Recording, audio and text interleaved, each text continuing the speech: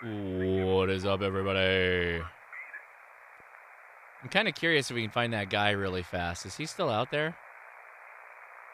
Where's he at? 297? Did he give up? Oh, no, they're still there. So, can you hear that? You can. This is the flex. CQ contest. Kilo Whiskey 4 Victor Alpha calling CQ contest. Whiskey Uniform 9 Papa.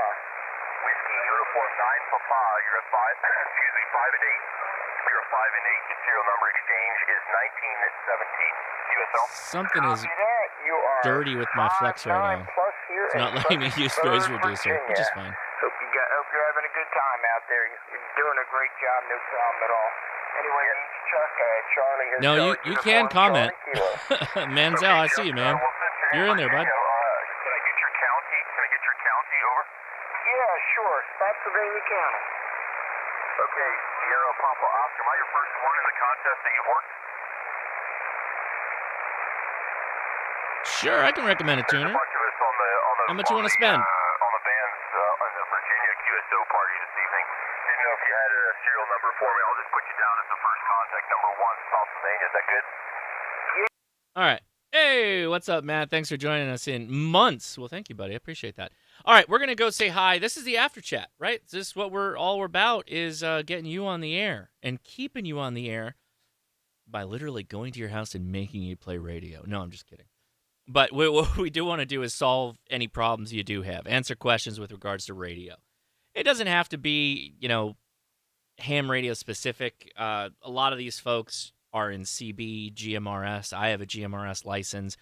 The technology is very similar. If anything, if you go ask a ham, I'm not throwing any shade here. Certainly not to the high power CB guys. Don't take this the wrong way. But if you're talking like GMRS, the ham guys know all that same stuff, right? We all play in the same sandboxes if you think about it. So feel free to join us in the Discord. Link is in the video description. We're down, hit the hashtag live-stream chat, and right below that, 2 down to be specific, the hashtag live-stream /after chat, which is where our voice chat occurs. You can hear us, just like you're about to hear on YouTube, but you can join us and you can talk to us. Highly recommend you do that, particularly if you have a question. It helps us get our response questions to you. It helps move things along. I was thinking of something with an SP. Spaciously is not a word. Anyway, quickly. That's what we're looking for. Anyway, let's go say hi to our buddies in the Discord. Let's hop in. Oh, I got a number of direct messages. I'll get to those in a second. Never you mind. Let me go to the HRCC server here, though.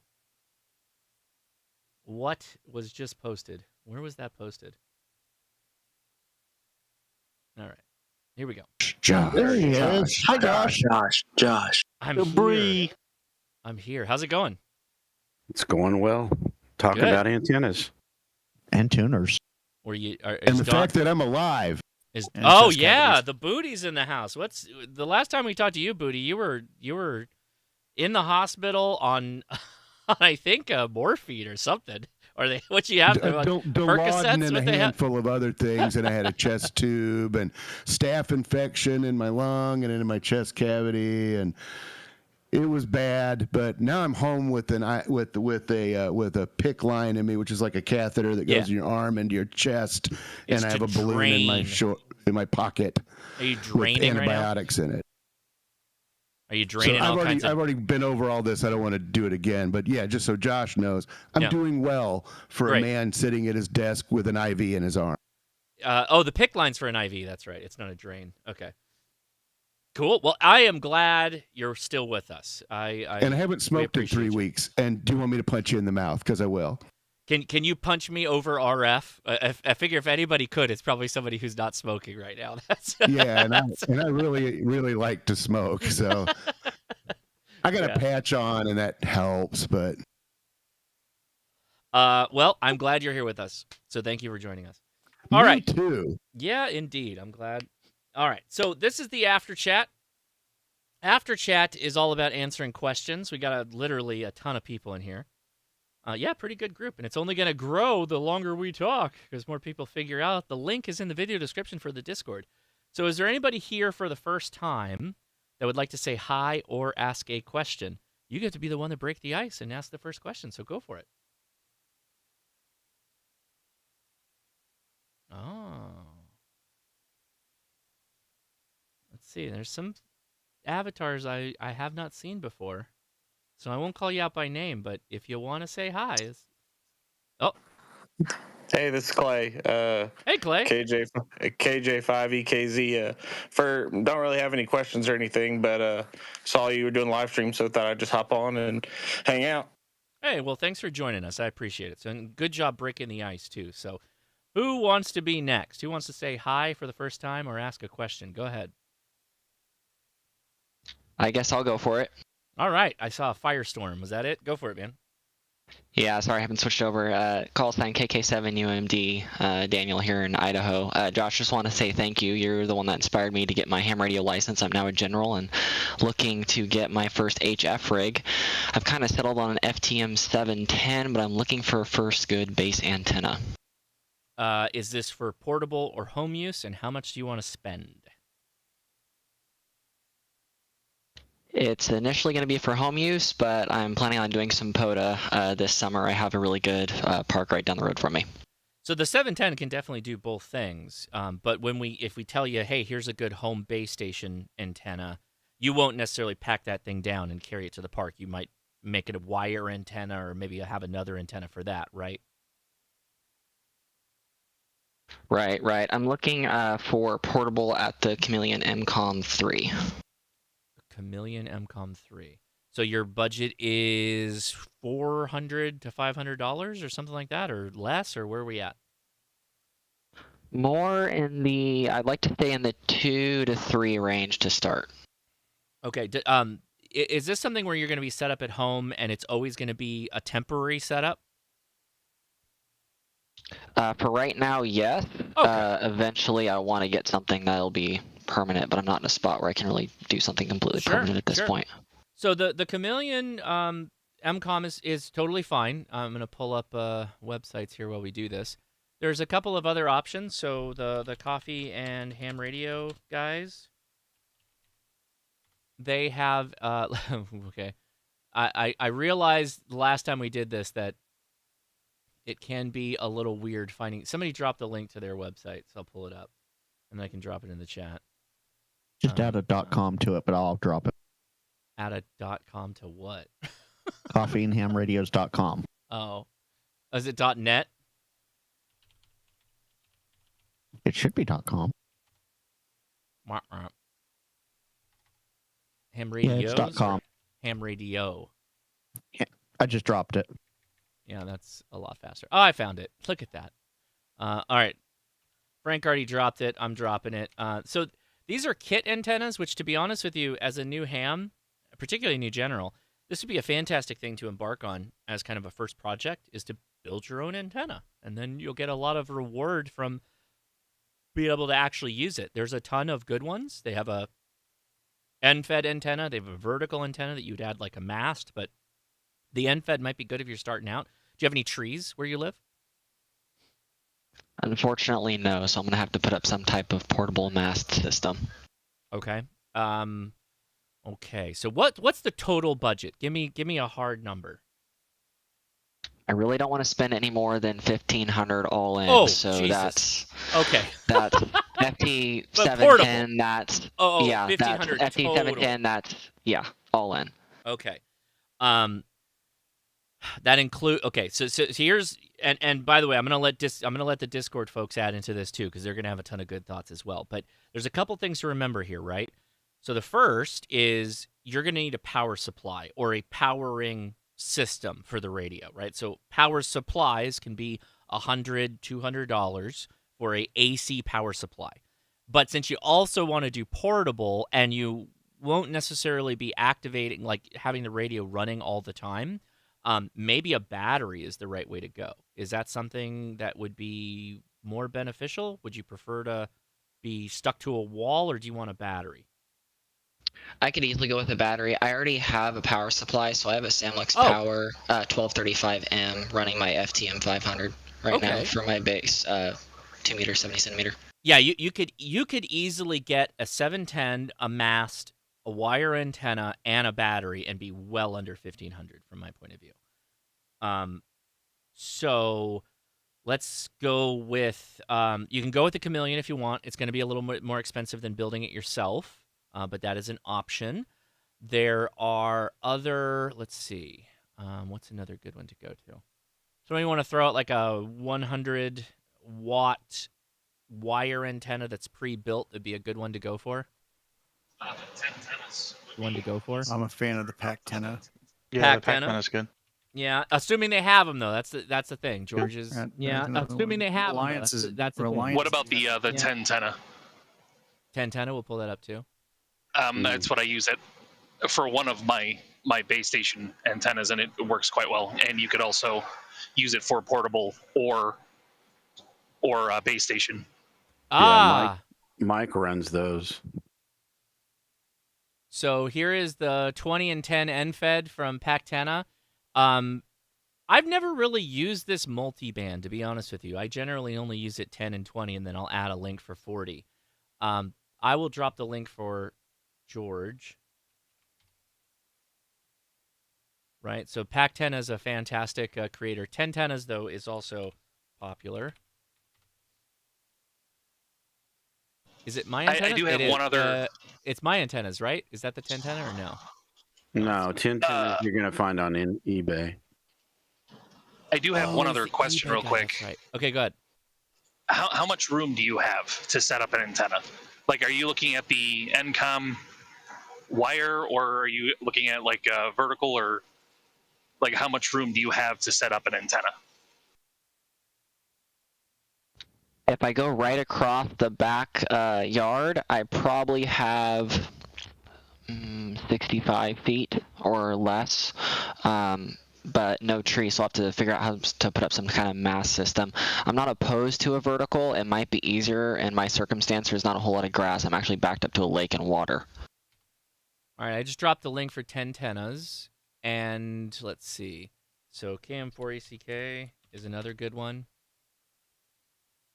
Oh, that's his GitHub. Boy, this guy's got more websites than. Just saying, maybe the exploration, the DX. Yeah, that's we're gonna get to that. You one got to build for sure. that. You got to build that as two, and it would take up less room. And you don't need, like, yes, you need to guy it, but you don't need long distance for like the wire antennas. That'd be the only other thing I'd bring up. Guying the DX Commander is a cinch. It is insanely easy. Yep. It is. The only issue about that is it's double the price of the antennas that you're looking at right now for but the it's so Expedition. good. The Expedition is They are. $350, and there is a lot of work. Okay, so when I say a lot of work, I'm trying to put myself in a new ham's shoes. I think this is not a difficult antenna to build, but it is a methodical process. You do have to go through the process of cutting the wire elements, and when you pack it down, you'll want to stow them on wire winders, right? Or at least for the bands that you want to operate on. So you got to store them correctly when you move from one place to another place. But the advantage of the DX Commander is you can leave this outside all the time, and it's relatively low profile enough that it won't get seen by many people. Most people won't even care. They won't even notice, from my point of view, from what I've seen. I will drop the link for this one as well. Plus, if you're already putting up a mast to hold up a wire, like the mast is already there, so right, no one's gonna care. Yep. So yeah, I'm right. I'm actually a fan of the Signature Yep. 9. Yeah, No, I'm right. actually a fan of the. I think I'm a we've got. classic. Who was that? Hold on, Grayman. I think you got some audio feeding back in. Like there's a delay. Do you have the YouTube going for some reason? YouTube No. going for some. Yeah, Yeah, it is that's you. Jam. It is you. I'll drop this link too. I do have a coupon code with Gigaparts. The reason I bring it up is that there's a number of batteries that they have out there that you can get that are relatively inexpensive. So this is a 12 amp hour. 12 amp hour is probably on the lower side that you'd want to run if you were going to do the 710, because that's a 100 watt radial. You'll kind of blow through this in a couple of hours. I think there's a bigger one though. Yeah, it's the 50 amp. 50. Why? What? I didn't want that. 50 amps going to be a little bit more expensive though. But if you use the coupon code Josh, you'll get 10% off. So there's some options there. So I dropped the link, and you can take a look at that. I will, if you're on the Gigapart site, the POTA 20 mast is going to be great and relatively inexpensive. That is a perfect mast for putting a wire antenna up. So I'll drop the link for that guy as well. And since... Go ahead. How long is the POTA 20? Is it 20-footer? Yeah. Yeah. About 19 something, but yeah. Yeah, and since I mentioned the POTA 20, I gotta also mention the Little Dude 6. It's a little bit shorter. It's a 6-meter mast, but it's also less expensive. So that's your call on that. It is a little bit shorter too when it packs down. So tons of links.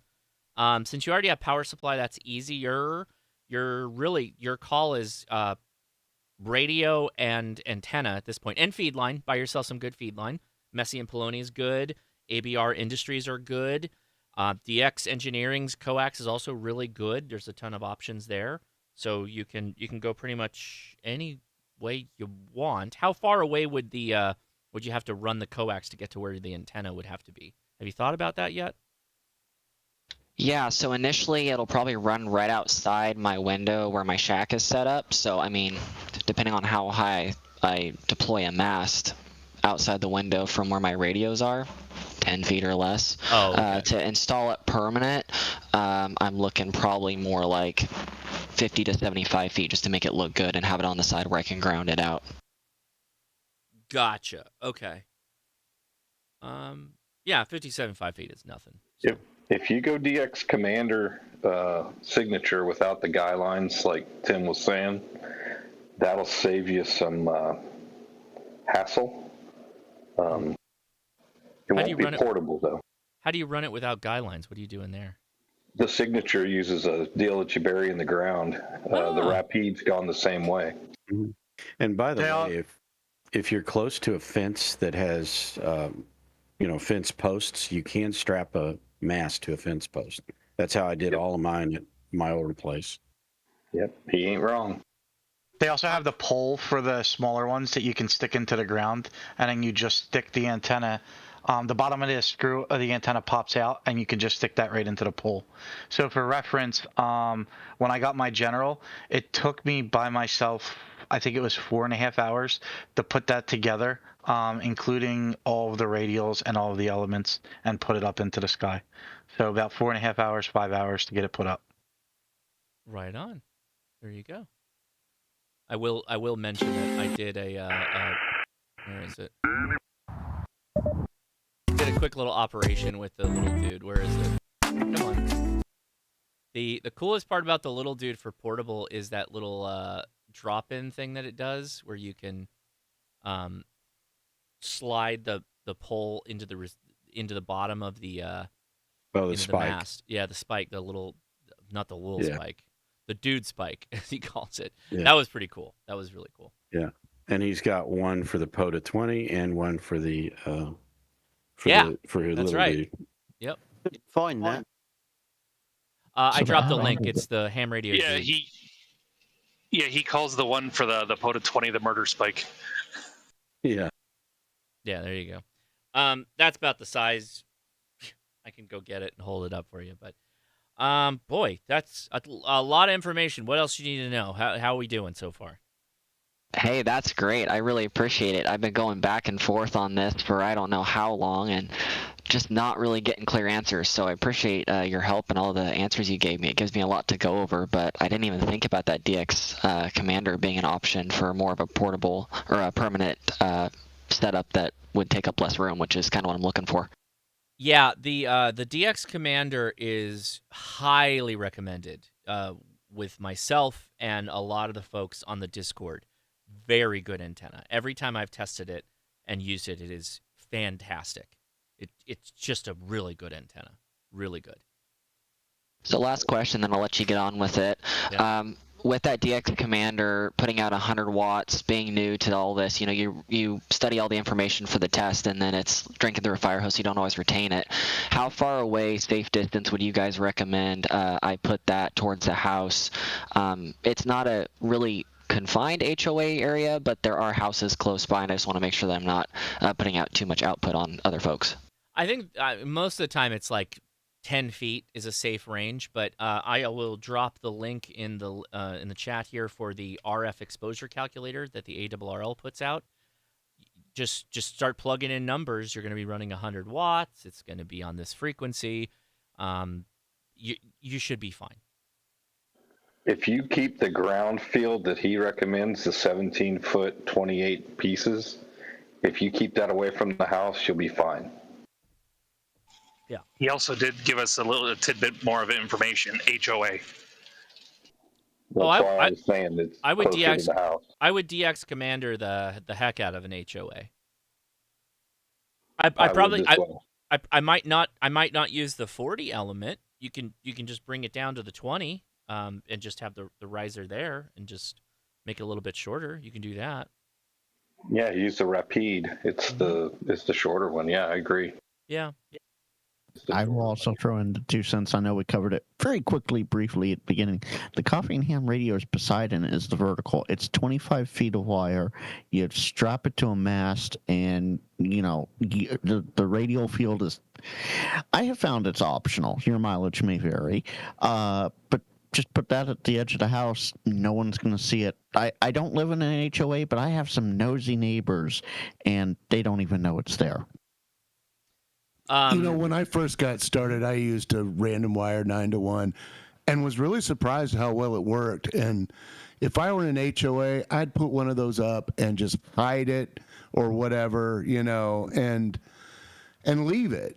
And then you can play with whatever, the DX Commander or whatever. But that thing will just be sitting there. And if you just want to get on and play radio without having to go out in the yard and fool with something, it's just there. You know what I mean? And they're cheap to do. Let me go back to mention the Poseidon again really fast. Sorry, Don. I'll let you go after. So the Poseidon is a vertical, right? So you would use something like the POTA 20, or you're going to need to go a little bit higher than that. You can bend pipe it a little bit. But this is a kit again. But the advantage of this is it'll run off your 710 radio's tuner, and you don't have to do anything else. It's one wire, does the whole thing. The advantage of the DX Commander is it's resonant bands for every element of the antenna that you put up, versus this is going to be a tunered option. It's also like a third or more cheaper, which is going to be pretty good too. Yeah, what I was going to say is just to add to what Andy was saying. When I had the 9-to-1 up, I could use the tuner, my built-in tuner, to tune it, the pretty much to any band. So generally, the dip on a 9-to-1 is going to keep you under 3-to-1 for every band nearly. Yeah. So it is a quick and easy thing. And if you got a tuner that can handle it, yeah. Well, yeah, the built-in tuners, the 3-to-1 tuners, will do my infed.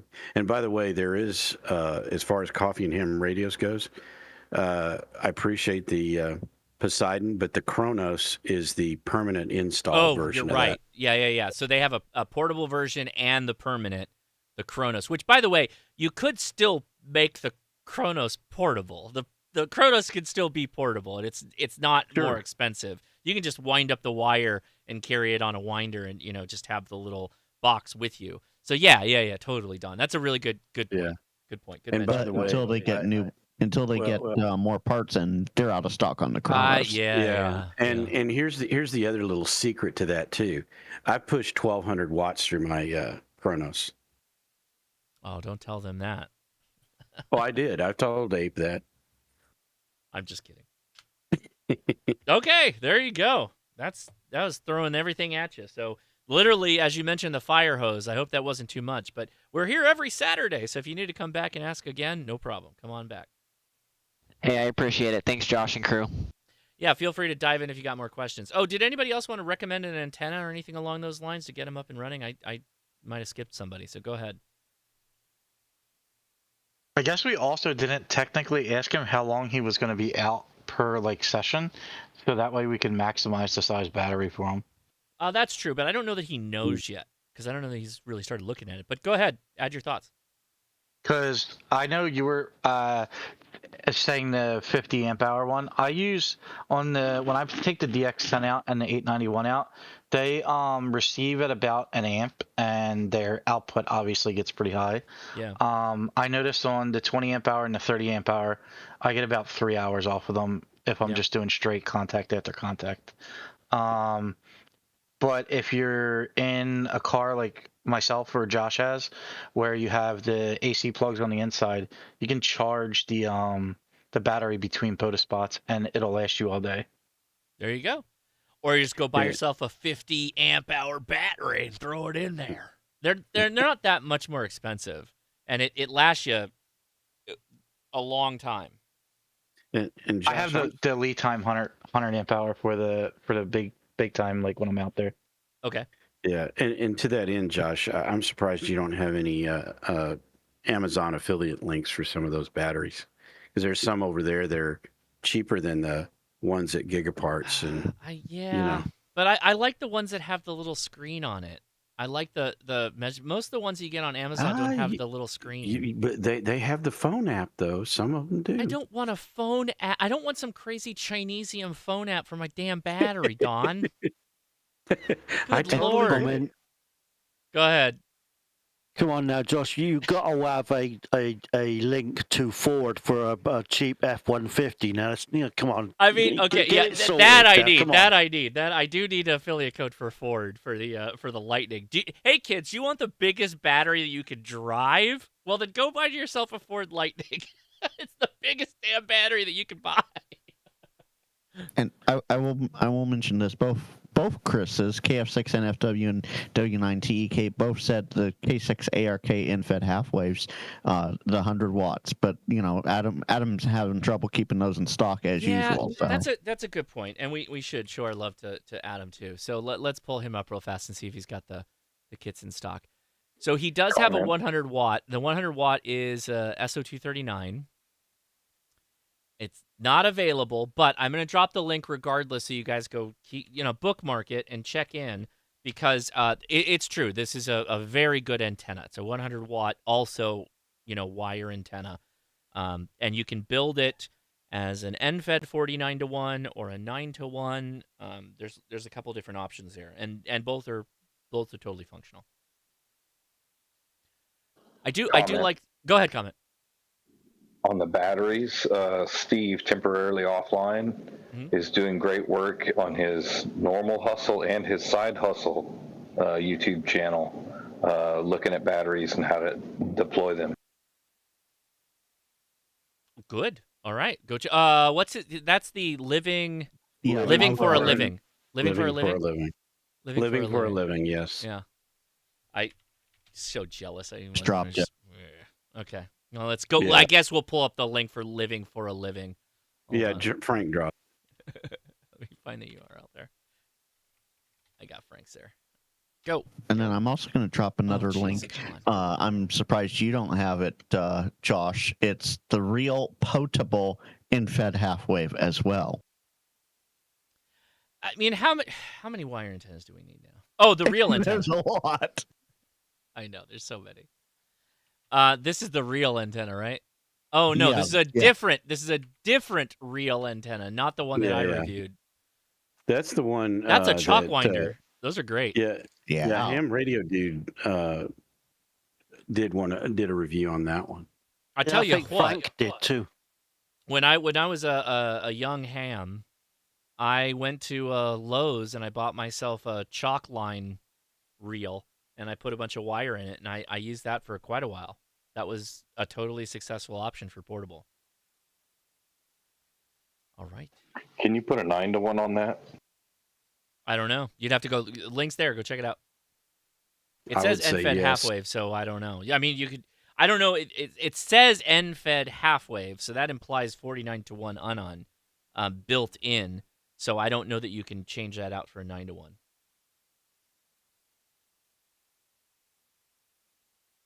Okay, very good.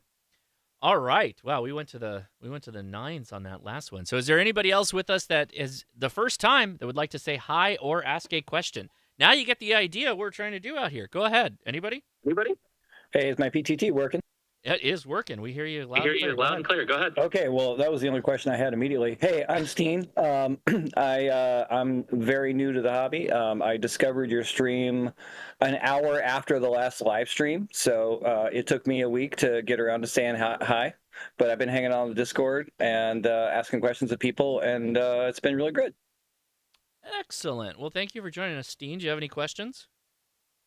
None that have not been answered by all the nice, friendly people here so far. I'm at the stage where I'm studying for my technician, and I got a Baofeng, and I put in the local repeaters, and I'm just listening. So I'm super early on. Okay, right on. Cool. Well, hang out, and if you have any other questions, feel free to dive in there with them. Will do. Thank you. All right. Anybody else who is here for the first time likes to say hi or ask a question? You guys get priority. Hi Josh, I'm Edgar from Paraguay, Zulu Papa 5 Delta Tango Bravo. I just wanted to say hi for the first time, and I wanted to ask you for a recommendation for a first time setup for HF, VHF, and UHF. Now, I don't know the licensing in Paraguay. You said Paraguay. Paraguay, or am I pronouncing it wrong? What's the right way? Paraguay in Spanish. Okay, so Paraguay. All right, as close as I can do. I hope I did all right. What kind of frequencies and bands do you have access to as a first-time license holder? Almost the same bands as the US. So do you have 3 license levels then? Yes, I am basically a technician.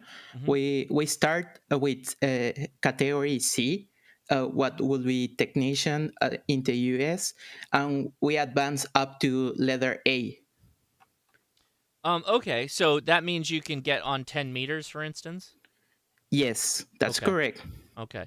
So the way to look at this is there's not really a good radio that lets you do 10 meters single sideband and also do VHF, UHF, FM without going to like an all-in-one very expensive radio. How much did you want to spend? And I have to ask you to convert it to US dollar if you can so that I understand. Yeah, no problem. My budget right now, it's about $2,000. About, yeah. That sounds all right. Yeah. Boy, you got a number of options. Do you plan on operating from home only, or do you want to do portable, or what are you thinking about doing?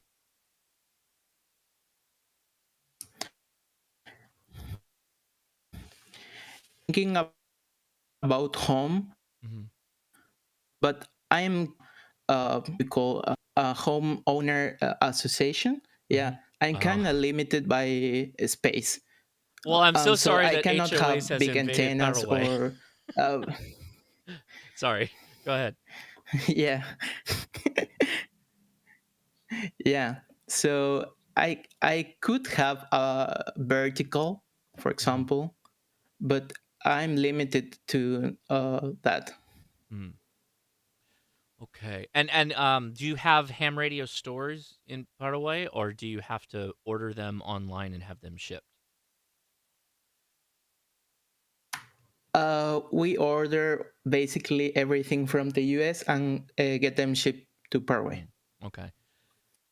Boy, you have so many options with a $2,000 budget, but at the same time, it's like it's everything, right? Because you're a new ham. So VHF, UHF with an antenna, with a power supply, an HF radio, an antenna to go along with that. That's a big order of stuff. Hold on, my wife is here. Shipping's probably going to be quite a bit too. What's your normal like shipping if you order something from the US? Well, we have about $22 for every kilogram that we ship from the US. Okay, boy.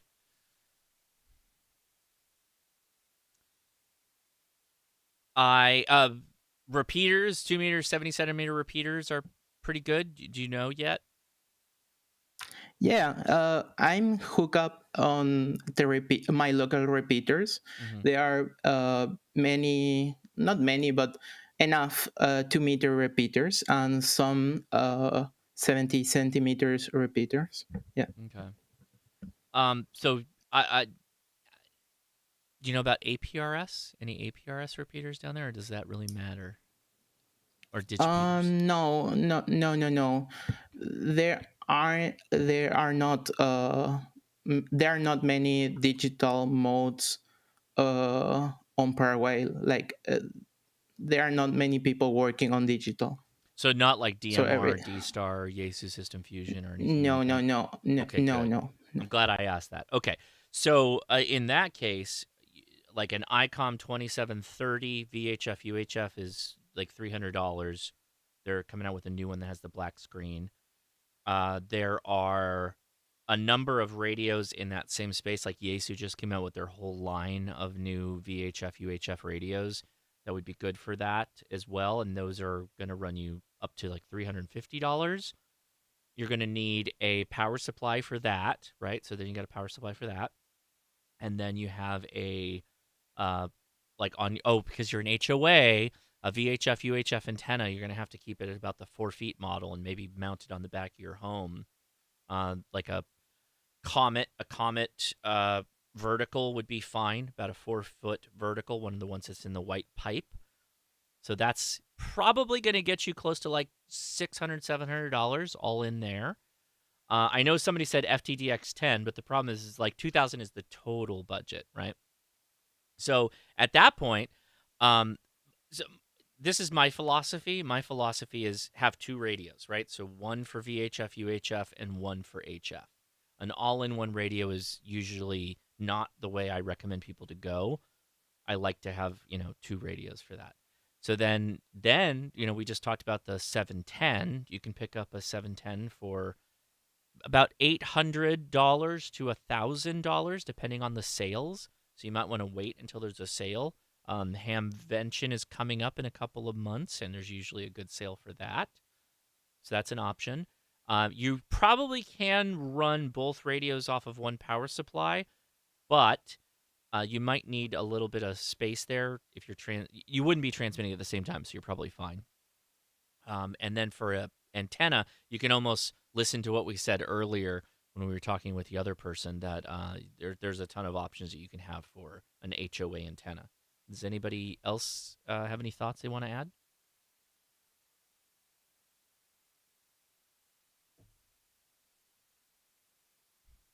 Okay. Well, there you go. There's some thoughts. Any other questions? No. That covers mostly everything. I was just thinking about like HF. For HF, Xiegu VG4 antenna.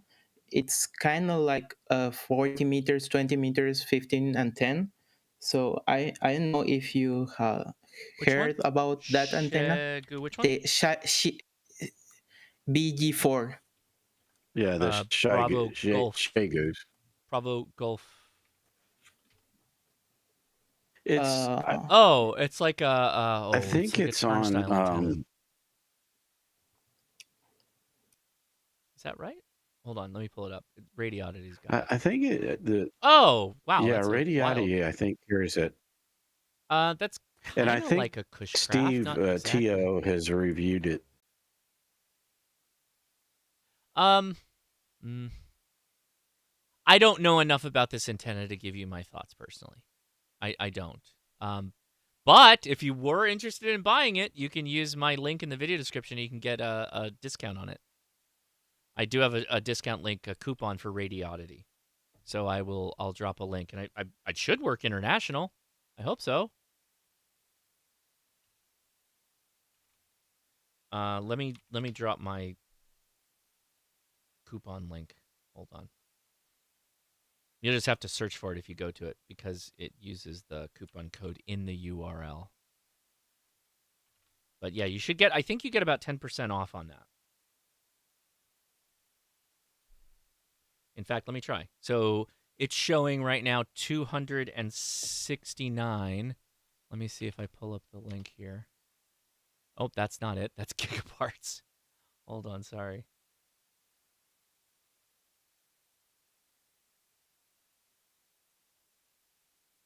Okay.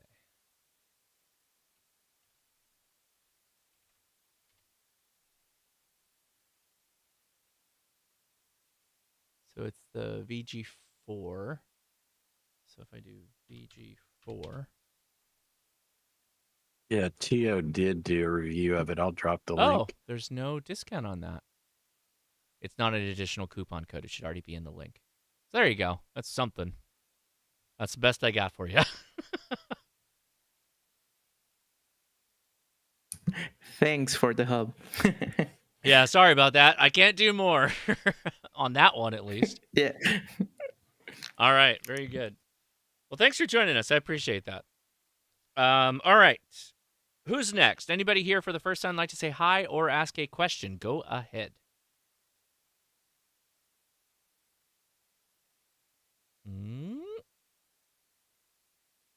Oh, yeah, temporary offline. There you go. Let's Howdy, everybody. Steve here, KM9G. We're at the Club Shack today getting... Jeez. None of my clicks are working there.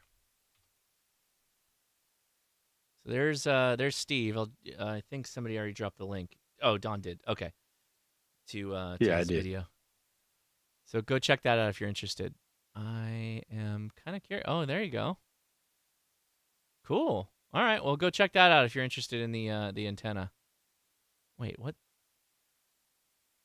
I want to see it built. Hold on. He's got a little matchbox there, it looks like.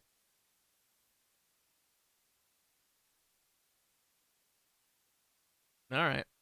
Cool. Okay, let's open this up a little bit. I put a show topic of, what did I put? It was portable radio essentials. And so the goal of this one, of course, radio, you know, if you got something that you always bring with you, of course, mention it, but I want to know about the essentials you guys bring outside of your radio. So for me, that's like a first aid kit. I always have a first aid kit when I go outdoors, right? A number of Kyle's other things. tackle box. Kyle's tackle box. I always carry a pocket knife. Yes. I have my EDC on me at all times. So I want to hear what your guys' essentials are, not necessarily radio related. So what are those things? Anybody want to be the first one? Yeah, well, I always have a Leatherman with me. What are you gonna say, Don? And then we'll go to Frank. I said I always have a Leatherman with me, and then in Kyle's tackle box, I've got tons of connectors in there, coax. I've got all kinds of stuff in that tackle box. I bring almost. It feels like I bring half my shack in that tackle box. All the little parts, all the things you could possibly forget, and then that just literally stays in. Well, it used to stay in the van. Now it stays in the truck. But and it has everything. But then on top of that, I'll have a Leatherman because there's no telling when you might need a multi-tool. Do you call it a shackle box, Don? The tackle box, I just call it Kyle's tackle box. It's not a shackle box? It could be. Let's see. A lot of EDC rockers. I literally have my EDC on me, so I can show that at some point. But I've already mentioned it so many times. Coffee cup and a thermos. That's a pro tip. Let's see. I got the shackle box reference there, Josh. Coffee, camera, tripod. Coffee, camera, tripod. Yep, there you go. When is somebody going to start carrying tea? Some of us the British do. The British but I don't tea. do coffee. Why? I got to talk Vern, huh? Because it tastes horrible. Oh.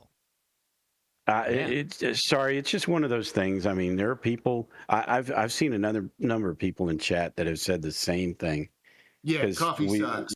Yeah, it's and I've never drank it, and I've never drank beer either. I don't like that either. So I'm weird. You're a super taster. You hate broccoli too. No, I love broccoli. I taste Okay, you're just weird then. So I got to ask preachers or people too. A hand saw? You bring a hand saw every time you go portable? I need to hear more about this. You got to text in the chat why you carry a hand saw. I guess it probably depends on where you live, but sure.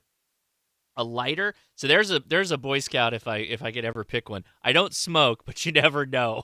Literally, half the crap that's in my bag is I don't do this, but you never know. got a tampon in there for some reason. I don't need them, but you never know.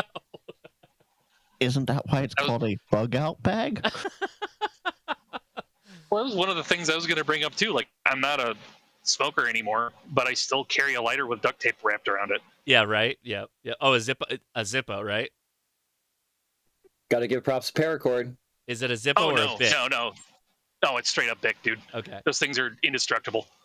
I'm still using ashtrays for my Q-tips and diabetic strips and lancets. So the Bic is great, but I've switched over recently to the pothead lighter because that thing's refillable. Have you heard about these? The torches? No, the one that's round, the round one that has the replaceable. It's Clipper. Clipper. The Clipper lighters have replaceable flints and they're refillable and they're like a little bit more expensive than a Bic. And the one I have is it has a print on it like a Remington 510 cartridge or shell. So cool. It's so freaking cool. It's a 410 lighter basically. It's like, oh my god, that's so awesome. So that I carry that with me. I don't need it, but like, you never know. But and just in case you miss it, Josh, before it goes off screen, preachers are people too said for trimming limbs. He's in Northeast Texas. Okay, there you go. Thanks for that. A Pico projector. You carry like an HDMI projector with you? That's wild. All right.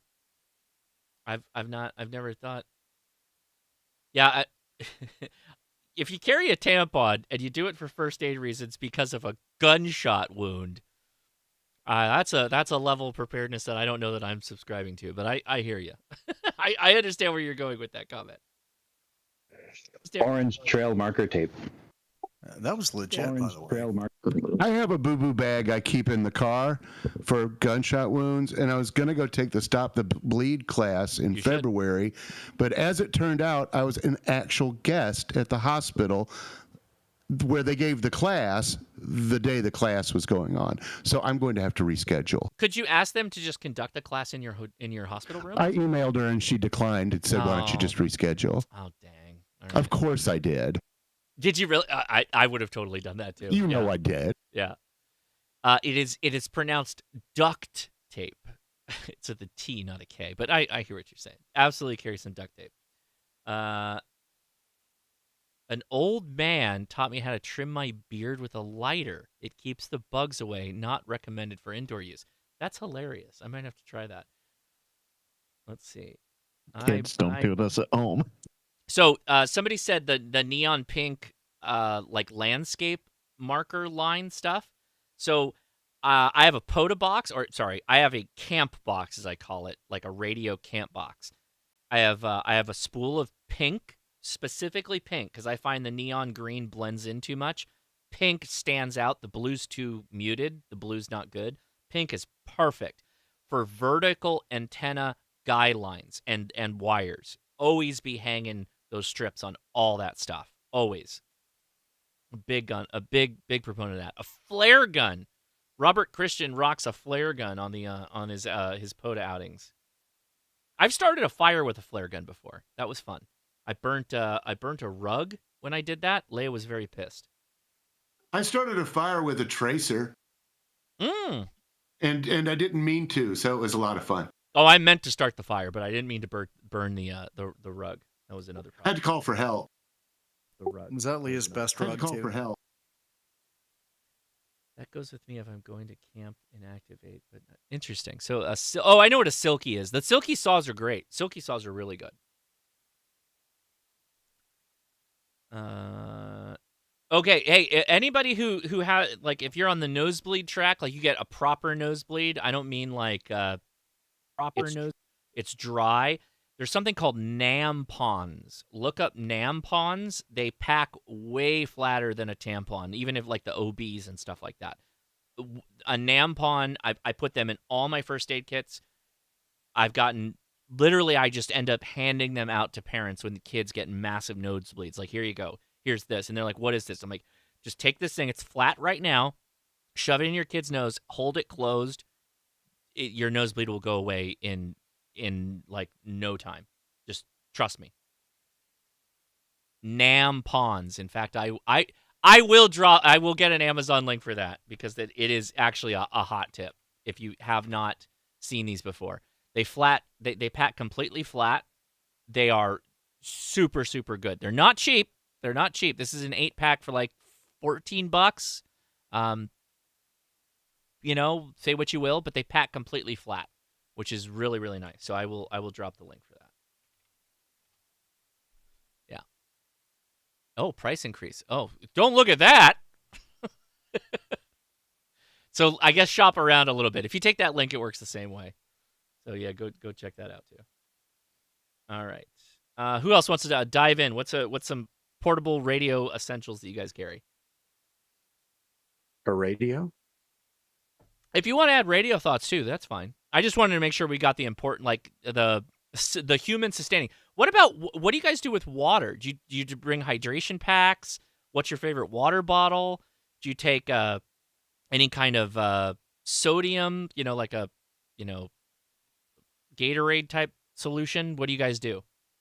Well, Josh, I don't know about you, but I'll take my phone so I can listen to Boondock Echo at home. Oh, Boondock Echo. I have Pedialyte packed into my first aid kit, so that's included in the first aid kit. But typically, it's a 32-ounce bottle of water. I don't need to bring water because I'm in England. I only have to wait 10 minutes and it's already raining. But do you bring something to collect the rain then? That's what my hat's for. That's what me hat is for. So they call that a hattie? Do they call that a hattie in the UK? No, it's me being stupid. Okay. I'm surprised nobody's mentioned paracord yet. Paracord's not fantastic for antennas, actually. So if you have to throw an antenna into a tree, I would not recommend paracord. I recommend like a proper, like an arborist line. Oop. Arborist line is what you want. Is that due to abrasion and friction or what? Exactly. Yeah. Paracord has a lot of friction. So even this is like $32, and I think it's 150 feet. Yeah, 150 foot of line. It comes in a bag. If you absolutely want to use a throw weight, then you definitely want something that has, like, it's an arborist material. So the line itself, I don't want to say it's waxed. It's not like a material you can break it down. It's just a really, really thick nylon that doesn't seem to impart as nearly as much friction as like a paracord. Paracord is not a good throw line. True, but what about guying a mast? Guying a mast is fine, except paracord is a shock line. It has stretch.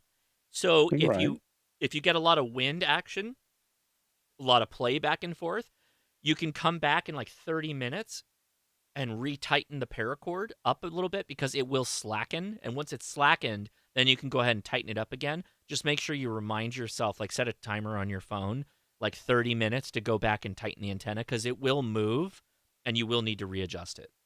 If you want, it stretches a lot too when it's raining or when it's very humid. So the better one is it Dacron? I'm sure I'm spelling it wrong.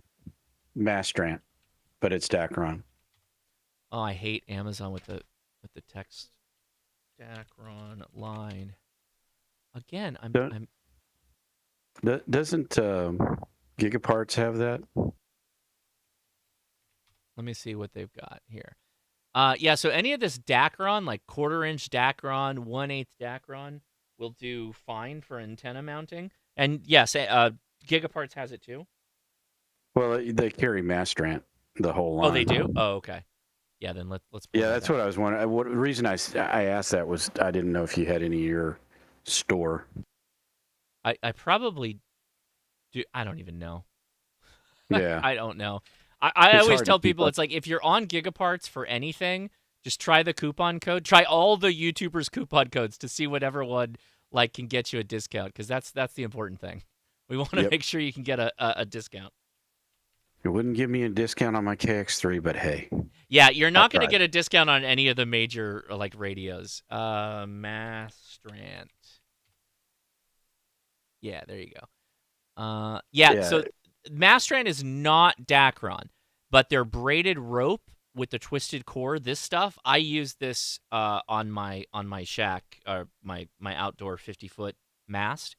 But $179 for 500 meters is not inconsiderable, because it's literally not a wire. It's like it's a cable. It's cordage, right? That's not cheap. Let's see if we can get a discount on this too. Hold on, let me see if I can add it. Let's see if It's also more than enough for almost anyone, because it's like 1,600 feet. It is a lot. That is true. How do you might have good luck searching for the kind of ropes for sailing, because I know that a lot of them use similar materials. Oh, I'm gonna have to do the whole checkout thing. I'm not gonna do that right now. Anyway, try the coupon code Josh and see if you can get a discount. All right. Okay, what else? What is a hot essential item that you guys always bring with you? Oh, that guy's still rocking. Look at him. He's still running 1497. 297. Well, it was the Virginia QSO party. Yeah, it's a contest, so. Comment. Somebody said the 19 pieces. Is that the is that in reference to the coins from like the crucifixion? Or what is that? I don't remember. That was 30. That was the 30 pieces? Okay. What about fishing? Oh, don't get me started on fishing. I'm not. We're not doing the topic of tonight's show is not fishing. No. Just stuff that you take with you if you go to a POTA park. You might have some fishing line or a Snoopy pole or a whatever. You know what? Actually, I got to ask this question. How many people that go to a POTA park to do radio stuff also throw a line in? Do you guys do that? I do. Do you really? Like for live catfish? on the Atlantic Ocean now. Oh, so what are you throwing then? So typically it depends on where I go. Yeah. Like if I'm in the bay or if I'm like near the actual ocean. But it's usually like a pen rod and reel or something like that. So like actual like saltwater fishing stuff. So it's like a lure thing, or you're not running like just a bait and line and a weight kind of to sit at the bottom? Or what are you doing? No. It'll be lures. And then I'll take like 10-minute breaks, or I'll do it at the start when I get there, or when I'm done doing the POTA. I'm not doing it during the POTA. So you're like, this randomness of the QSOs I'm making is not enough randomness. Let me add the randomness of potentially catching a fish to my day. Is what you're saying? Listen, in the beginning of the summer, like in another couple months, you're gonna be able to catch tuna off the coast here. So you're catching tuna on a pen rod, my guy. Yeah, they're not big ones when they're close to the shore. Oh, okay. I'm like, what are you talking about here? Like a mackerel? Or what do you or just you're talking like I'm right by Atlantic City, so oh, okay. So I'm just getting like small guys, nothing 450, 500, 600 pounds.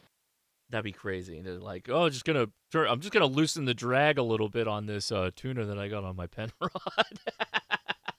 Someone did actually catch a 350 pounder last year off the coast, like right off the rocks. That's nuts. That's great. Like hooking up a tuna of any veracity on any kind of line on a shore would be crazy. One thing I don't think I've heard yet, or maybe I missed it. Cash.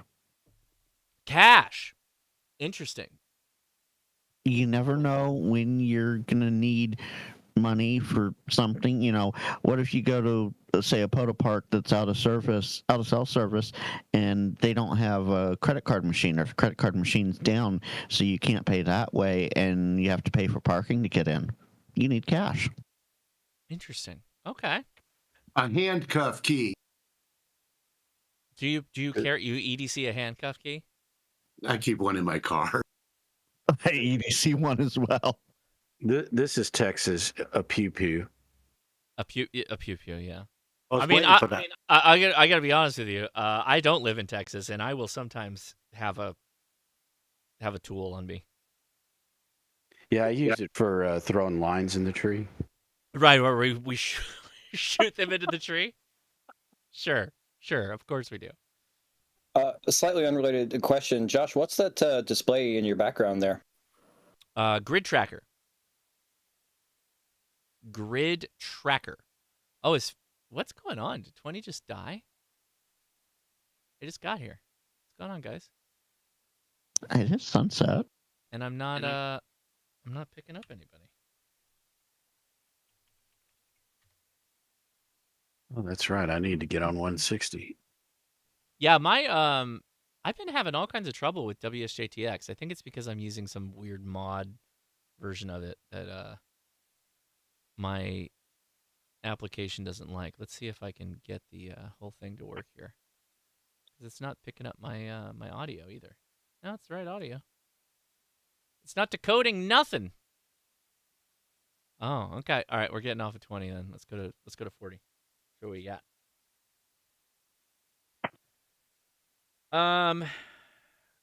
Michigan in FT8 is garbage. All right. Let's see. Did we miss any cool items? What is survival cord? Throw a line and a Marlow line. For cordage, I use survival cord or survivo cord a lot of the time. For a throw line, I use Marlow line. Interesting. Did you see Hamstick Eric's comment? No, what do you say? Oh, I'm coming out to Hawaii, Eric. Is my audio better now? It is. What's going on, man? I don't know. I ended up having to reboot my Mac. Yeah, that's the second time you had to do it. Mac. No, I don't have that. Oh, man, these Macs. Gray Man has like no problems ever. Mine will not wake up, but that's a different story for another day. Hey, Tim, I have a question. Yes, sir. Yes, sir. Have you done a factory reset yet? My factory resets include a hammer. Okay. So, Ohana, we're going to the Big Island. We're going to be out of Kona. I'm trying to get some kids some Hawaii history. So we're going to go there. I think you're in Oahu, if I was not mistaken. I think Eric's deployed. Oh, that's true. Yeah. Okay, well, yeah, it'll be. I think it's towards the summertime. I'll send you a message. Well, Eric knows how to work Discord. He should get in here and tell everybody the fun, exciting news he has. Oh, maybe. Well, he's in right now. Or he's on YouTube at least. Eric, let us know in the chat if I'm okay letting everybody know the resolution you had to your radio issue. On the stuff you bring on a POTA that's not radio, did anybody mention TP? I don't generally, because most of the parks I go to are like, they have toilets. You're paying for parking in some cases, and they have toilets and stuff. Mm-hmm. But I keep a roll in the car, but that has just as much to do with being a real estate agent as it does doing POTA.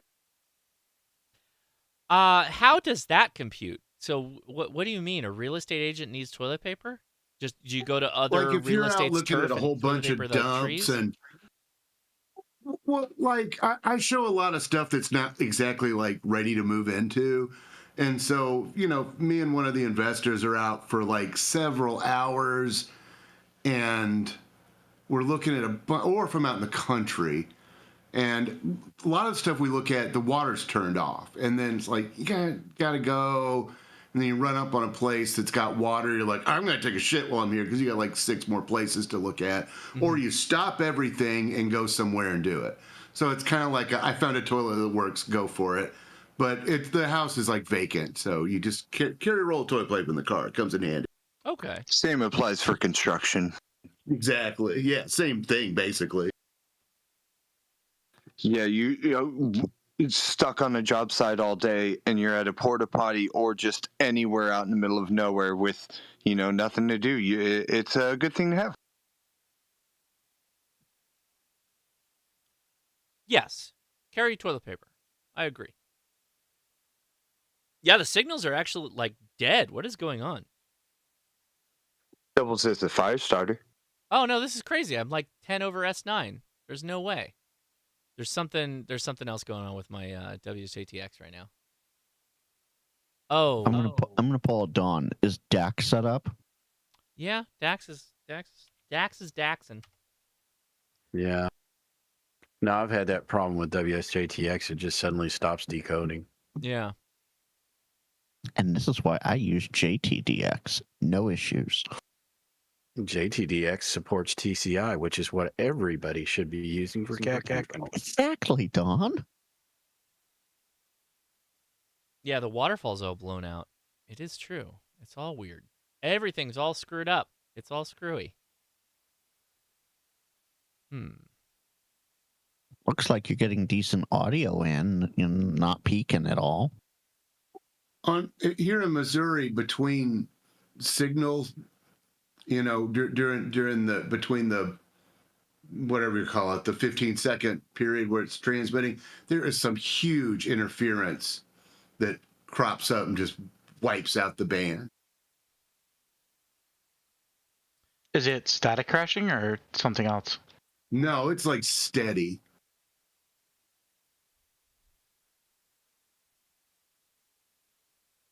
Now this is weird.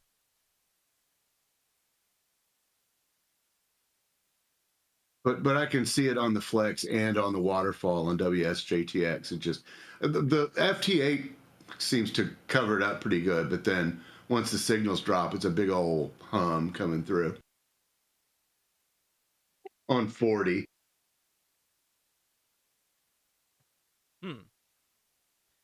So I guess I have a question, Josh. If you guys are going to get a Flex radio, would you buy like a used 6000 series, or do you think the 8000 series is worth just buying it new for the upgrade?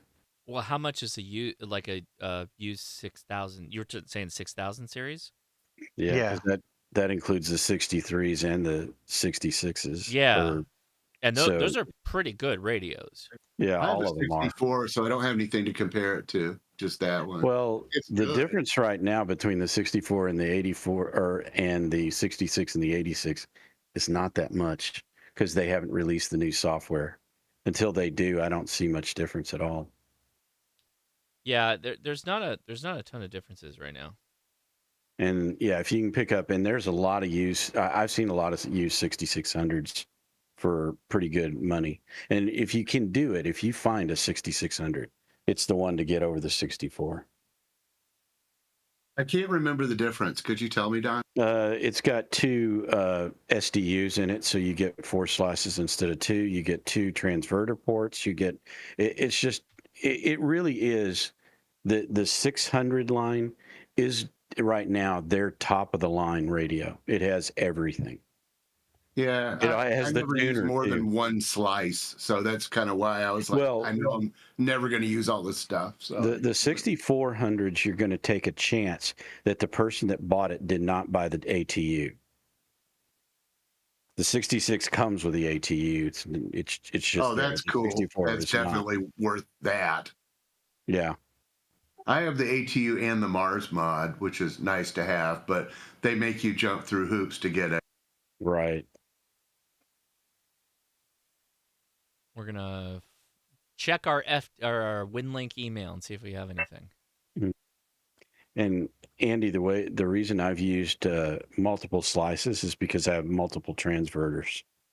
And man, I love transverters. That's the next game. I got to get me some transverters and a antenna on the roof. Oh my goodness. I would if there was. I don't have this space to set up a whole bunch of directional. We don't really have the stuff here for it. Like it's VHF, UHF. People talk on 220 once a week. Well, I mean, again, if you have a transfer, you just flip over there and use it for that one time and then switch back to 2 meters. But the thing is, Andy, with yours, you've only got a single transverter port. Oh, and the other thing on the 6600 is it's full duplex. And because you only have one transverter port and one SDU, you can't do full duplex. Oh, you could do like satellites with it. Oh, hell yeah. Yeah. Oh, see, with that's a transverter. Sweet. Oh, yeah. Oh, yeah. That's super sweet. I would have loved that back when I still cared about satellites. That was, yeah, exactly. Right. That's why I was so excited about it is, yeah, you could use smart SDR in front of your flex to run the transverter that gets you to 2 meters and 70 centimeters to a couple of antennas on the roof for doing satellites. Yeah. Crazy. And and you can run the rotor through through what is our Raspberry Pi thing we're all doing? What is that? I don't know. Node-RED. Node-RED, of course. So what I finally realized was when I was using Ham Radio Deluxe, or maybe it was SDR console, but when the chick would start to count down the satellite, my autistic son took that as a cue to go ape shit. So if I used the reminder, here comes a satellite, it would also remind him to go ape shit. And what does that mean? What does that mean? Go ape shit. What does that mean? 5 minutes to Wapner ape shit and 5 minutes to Wapner. I have not heard anyone mention Wapner in the last 20 years. What are you talking about, man? That movie is how I knew I had an autistic kid. He started covering his ears when he would get upset. And I'm like in the doctor's office, like, he's covering his ears when he gets upset. I really need to give him a shout. Kids don't like loud noises. I'm like, it's not loud. It was frustrating. It's still frustrating trying to get help for him. There was one guy at his school that was helping him. Now he's on a leave of absence and isn't coming back this year. So they probably fired him. Yeah, the helpful people all get taken out. You can't be helpful in school. But it's been the journey, and by that I mean the journey to nowhere so far. I found out that Edison is type 1 autistic. That's what happened this week. Sending beacon. Spoiler alert for the podcast. Oh, I'm not sending beacons right now. Fight him. No wonder. There's all kinds of something screwed up here. But no more movie night. Mm-mm. No, I don't blame y'all. Can't do it. It's too much time, man. I totally understand. Three. I mean, y'all are doing 4 hours a week. That's got to be brutal. Yeah, it started out not being so bad, but I just got older. I think I'm just getting older. Yeah, I can't keep doing it the same way. Well, I enjoy it, but when I'm going to work and it takes me an hour and a half to get there, just sitting there and listen to Leia laugh. I'm sorry, that's what really makes the trip worthwhile. But yeah, just to listen to y'all have that banter, and I can do it all the way there, and then I can listen all the way back, and it works perfectly. There you go. What were you doing 4 hours a day? Driving to work and back. I rarely go in, so I work from home 90% of the time. But when I do, it's a couple hours. Or Dallas traffic can make it a couple of hours. Oh my gosh! I never have to commute to work, but then I'll go out and show property for 10 hours and not think about it. But you don't do that every day, not even close. Right. And the thing that really is the pain is the traffic. I mean, if you're getting in the car and you're just like going and you're constantly engaged, but if you're sitting behind the same guy for 20 minutes looking at his taillights, no, that gets boring real quick. We have that kind of traffic here, but it's like super localized to a few places, and if you just know to avoid it, if you're not stuck using the interstate. Our traffic, you'll get totally spoiled, and you go anywhere else, and you're like, why am I not moving? Mm-hmm. I'm not gonna lie, I have no empathy for people when they talk about traffic. Well, I used to live before I got this place, I lived for like 30 years, no more than 5 minutes to work and back. I also live like smack dab in the middle of the metropolitan area. Like, it doesn't get any more central than this. I did have the best on the Missouri side. I did have the best commute of my life, and I was riding my bike. It was 45 minutes to get to work. Oh, so good. Like 45 minutes from my home to my desk, 45 minutes, including a shower. It was awesome. I have to say, in an unfortunate previous life, when I was selling insurance, it took me 11 minutes to get to work, and I hated it because it was like I didn't have time to like mentally prepare for the mind-numbing experience of selling insurance for 8 hours, and so it was like out my front door, doodle doodle doodle, and now I'm at my desk. Kill me, kill me, kill me now. Yeah, that when I used to do that, I used to have a 25-minute trek to work and back. Mm-hmm. And I would have the radio in the car and I would talk on 2 meters the whole way, because that was back in the day when everybody was on 2 meters. And so I met a lot of friends, and we would, just enjoy the whole trip to work talking to each other while we were driving in. And then when I got these 5-minute things to work, it was so frustrating. I hear somebody on the repeater, and they barely even finished their conversation, and I was already parked and going into the office. Yeah, that's why I only do it when I like drive out of the country to shoot guns, because I'm in and out, in and out, in and out of the car all day. And now people just call us and bother us at home. Right. Yep. Oh yeah, I'm not hearing anybody on VAR AC either. Like it's quiet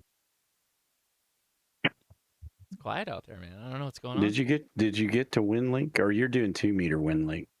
No, that was WinLink over HF. I already did it. Oh, okay. I checked in. Yeah, I had messages. I cleared them out like last night. So.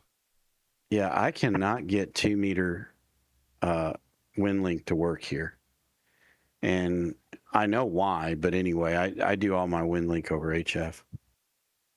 I was messing with 2 meter WinLink hard before I went to the hospital on HTs. It was just like, for a week straight, that's all I did. Well, if the ones around here, and I don't know, I honestly don't understand the technology in WinLink, but when I use a KISS TNC to access WinLink, for some reason that does not work. You must have VAR FM, and all of the ones out here are VAR FM. Yeah. And unfortunately, the VGC, I don't know of anybody that's gotten VAR FM to work on the on those over Bluetooth. I get that there may be a way to cable it, but over Bluetooth, there's nobody yet that's figured out how to get VAR FM to work over it. Oh yeah, because I tried it. The new thing, the UV, aka the UV Pro. Yeah, it's the same thing. Yeah. Yeah, I got a cable for it because it's not quite a Kenwood connector, but I got an adapter, and I still don't think I managed to get it right. But I was rudely interrupted by crippling disease. Oh, true. Yeah. So I got a super chat from Corpse the Lot. Hey Josh, convince me to sell my KGQ10H for a VX6R. I don't know that I would. They're similar radios. The VX6 is smaller. I think it's also more water resistant. So if you need water resistance, then you'd be good for that. I've thrown it in a pool and literally picked it up and transmitted when underwater, and it was fine. it was fine with that. KGQ10 is a quad band though, right? I think it's a quad band. So you're not gonna, well, no, because the VX6 is 3 band. Because you don't have 6 meters like the KGQ10 does. I don't know. I don't know that I'd mess with anything. Woushon's good. Yeah. They're both HTs at the end of the day, and they're both like, HT is not my thing. Yeah. All right. I think I don't have a DM from one Frank tonight. Frank, are you there? Frank's slacking tonight. Oh, Frank is not there. So I got a question. go ahead. Question. So this is real abstract because, like I said, I'm just getting started, but I'm thinking about the future. My partner is in a apartment complex. We have roof access, but her apartment's down on the ground floor. So if we're talking about putting an antenna on her roof, is that going to be like just a crap load of coax, or are we talking about having to like do like a flex remote kind of thing? Technically, either option. I don't know that I would want to put a flex radio, a multi-$1,000 radio on a roof where people could have access to it. That seems like something that would get stolen. So, well, likely I said flex because that's the only option. No, I assume there's a cheaper way of doing that. Not really. Coax is still your best way, is route the coax in a direction. If you got to go away from where the people are and route it around and do all that stuff to get it to where it needs to go, then that's just what you got to do. And a crap load of coax length isn't going to affect signal strength? It absolutely will, but it depends on how much length and which bands you're talking about. Most of the time, it's probably fine for HF. But when you're talking about VHF, UHF, yeah, particularly UHF starts to get a bit needy when it comes to losses attributed to coax. How many floors? Yeah, that's a good question. How many floors? She's on the ground floor, and the building's 6 floors tall. Okay, that's not It'd be a long run of coax, but doable. Yeah. I mean, this is probably a non-starter because I know she's in a HOA too, but we'll see what we can do. Are we calling them HOAs now? Oh my god. That's a pretty good description of it, though. Yeah, I think so. I mean, most of those people are hoes, so.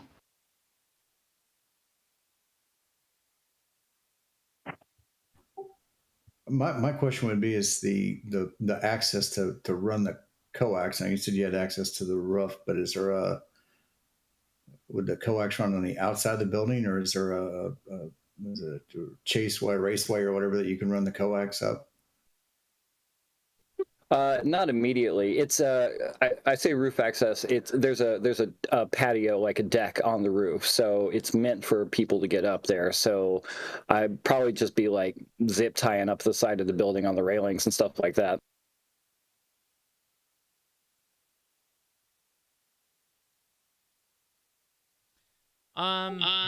Might be a problem with the HOA. Yeah, they might not. Yeah, they might not like that. Almost certainly, yeah. But there's an HOA, but they also we've noticed they don't pay much attention to stuff, so maybe some fudging. Okay. How many stories tall is the building? 6.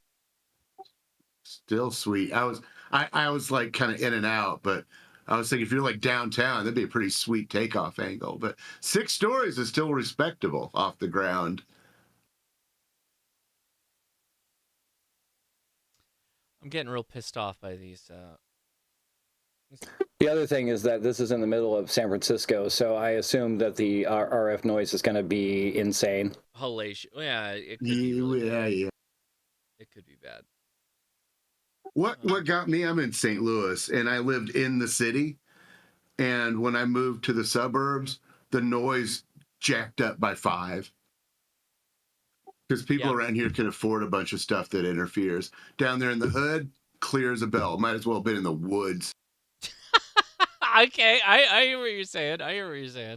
That's funny. Yeah. Next door got one TV and a pit bull. Like, they're not putting out a lot of RF. Comment. Maybe a rooftop portable might be the way to roll. Go ahead, comment. Yeah. If there's. Oh, we lost you. Hold down the PTT button. I'm acting like it's my first rodeo here. If there's regular access to the rooftop, can she just go portable and not have stuff up there all the time looking for lightning or birds or whatever? Yeah, that's the plan initially. I'm just wondering if we want to. So we both got Baofangs. So for VHF, we can do portable real easily. At that point, it's a question of I guess investment. Portable is definitely a possibility, though. Right on.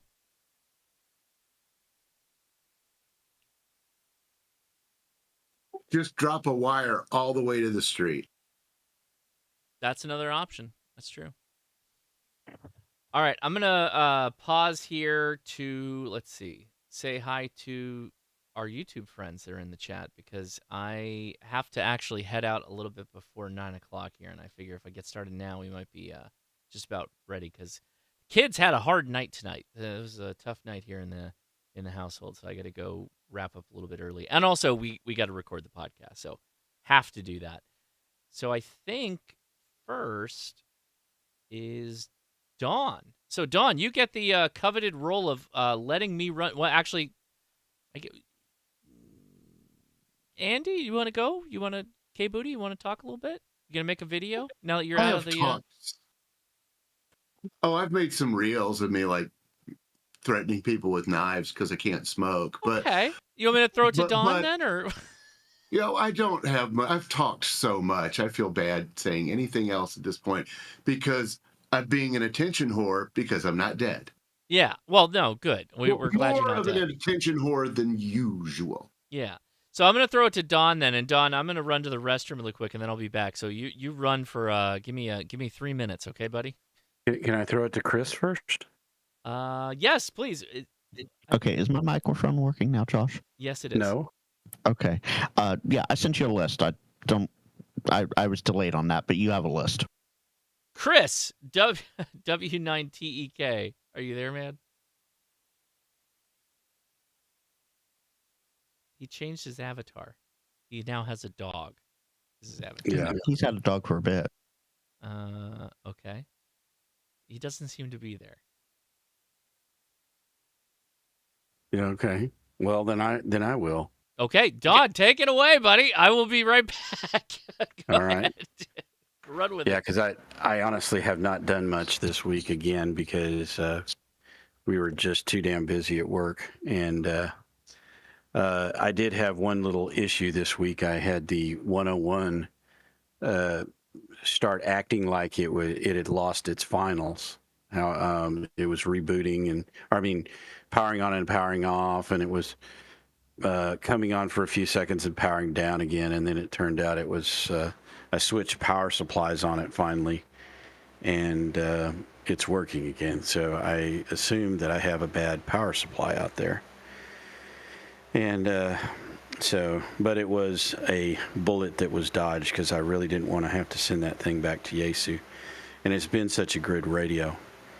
I'm still looking. And by the way, I dropped a picture earlier in the chat that shows the DX Commander with 3 sets of sheets of the what is that? That fabric, the Faraday cloth.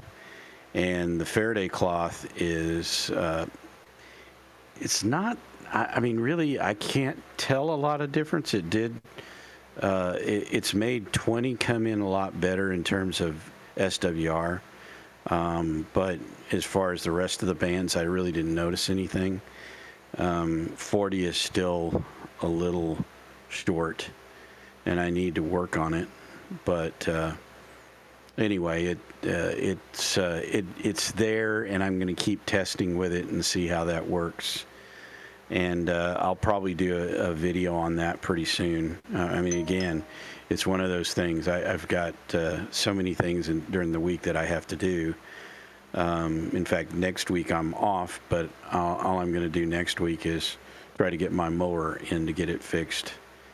And that's going to be a chore. So that's kind of it for me. I am definitely going to be releasing a few more videos soon.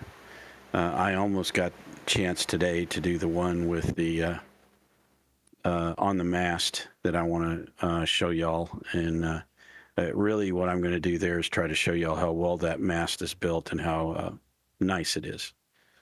So anyway, with that, I'll turn it over to Frank, I guess, unless Josh is back. I don't see him back on screen. Oh, there he is. And Josh is back, I hope? I'm back. Hey, Don just finished up, and he was about to turn it to me, but I saw you pop back in. All right, who's next? It's going to be Eric. Eric, are you there? Is he here? I think I'm here. Hey, you're here. What's up, man? Hey, what's going on? So I just got back to Hawaii a couple days ago. So yeah, gonna start working on some stuff. I've been playing radio the last. Oh, we lost him. Hold down that PTT. All right, am I still here? Yep. Yeah. All right. Yeah, so I just got back a few days ago. Finished doing some radio stuff here the last couple of days. So now I'm done with worked all states on 10 through 80. And next week, I'm going to hopefully record a video trying to set a distance record on a satellite. So hopefully that will go as planned. Right on. Very cool. What satellite is it? It's the new Hades R. So there's no distance record yet. So myself and another sat op in Alaska are going to try and it'll be about 2 degrees on both ends. So it'll be Hawaii to Alaska on a FM bird. So that should set the record, and hopefully it'll last for a while. That was pretty good.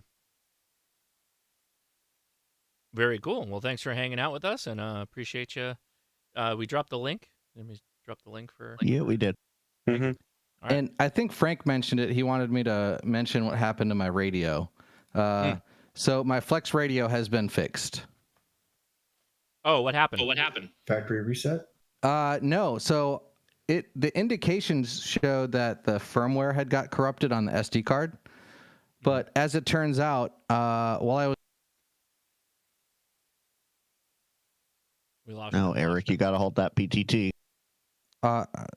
I am sorry. So while I was gone, someone came over to my house from the housing community to inspect it. And it turns out they knocked the on-off switch for the Flex. I've got one of the remote on-offs, and they knocked it off the table, and it landed upside down in the off position. Oh, what? Really? Yeah. So what I do is I have a smart plug on the power supply, and then another smart plug on their remote kit. Basically, it shorts out the little RCA plug on the back. So when that's shorted out, it turns the radio on. But that plug had fallen off of my table, landed on the floor, and the physical switch on that the physical switch on the device ended up turning off. Oh no. So yeah, within 5 minutes of me being home, I found the switch lying on the floor. I flipped it on, and the radio immediately turned on. That's crazy. Yeah, that sucks that you were without it for so long. Yeah, it was about 2 or 3 months with no radio. But thankfully, I was able to complete. Oh, we lost him again. Sorry, my keyboard's not liking this. It's there's something else going. Yeah, you got something else going on. Yeah, I was able to complete DXCC challenge just I think 2 weeks before my radio went off. So okay. Thankfully, I think all of my goals now for operating in Hawaii are they've been met. Just a couple of weeks before I have to leave here again. Good for you, man. That's awesome. Good to hear that. Will you be able to operate remote when you get to wherever you're going again? No. So I'm going to be leaving Hawaii and moving to Singapore. So I won't have any house in Hawaii anymore. Oh, wow.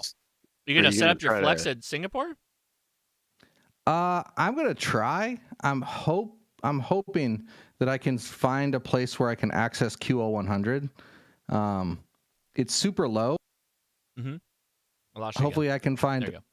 Hopefully I can find an apartment where I can have a view of QO100.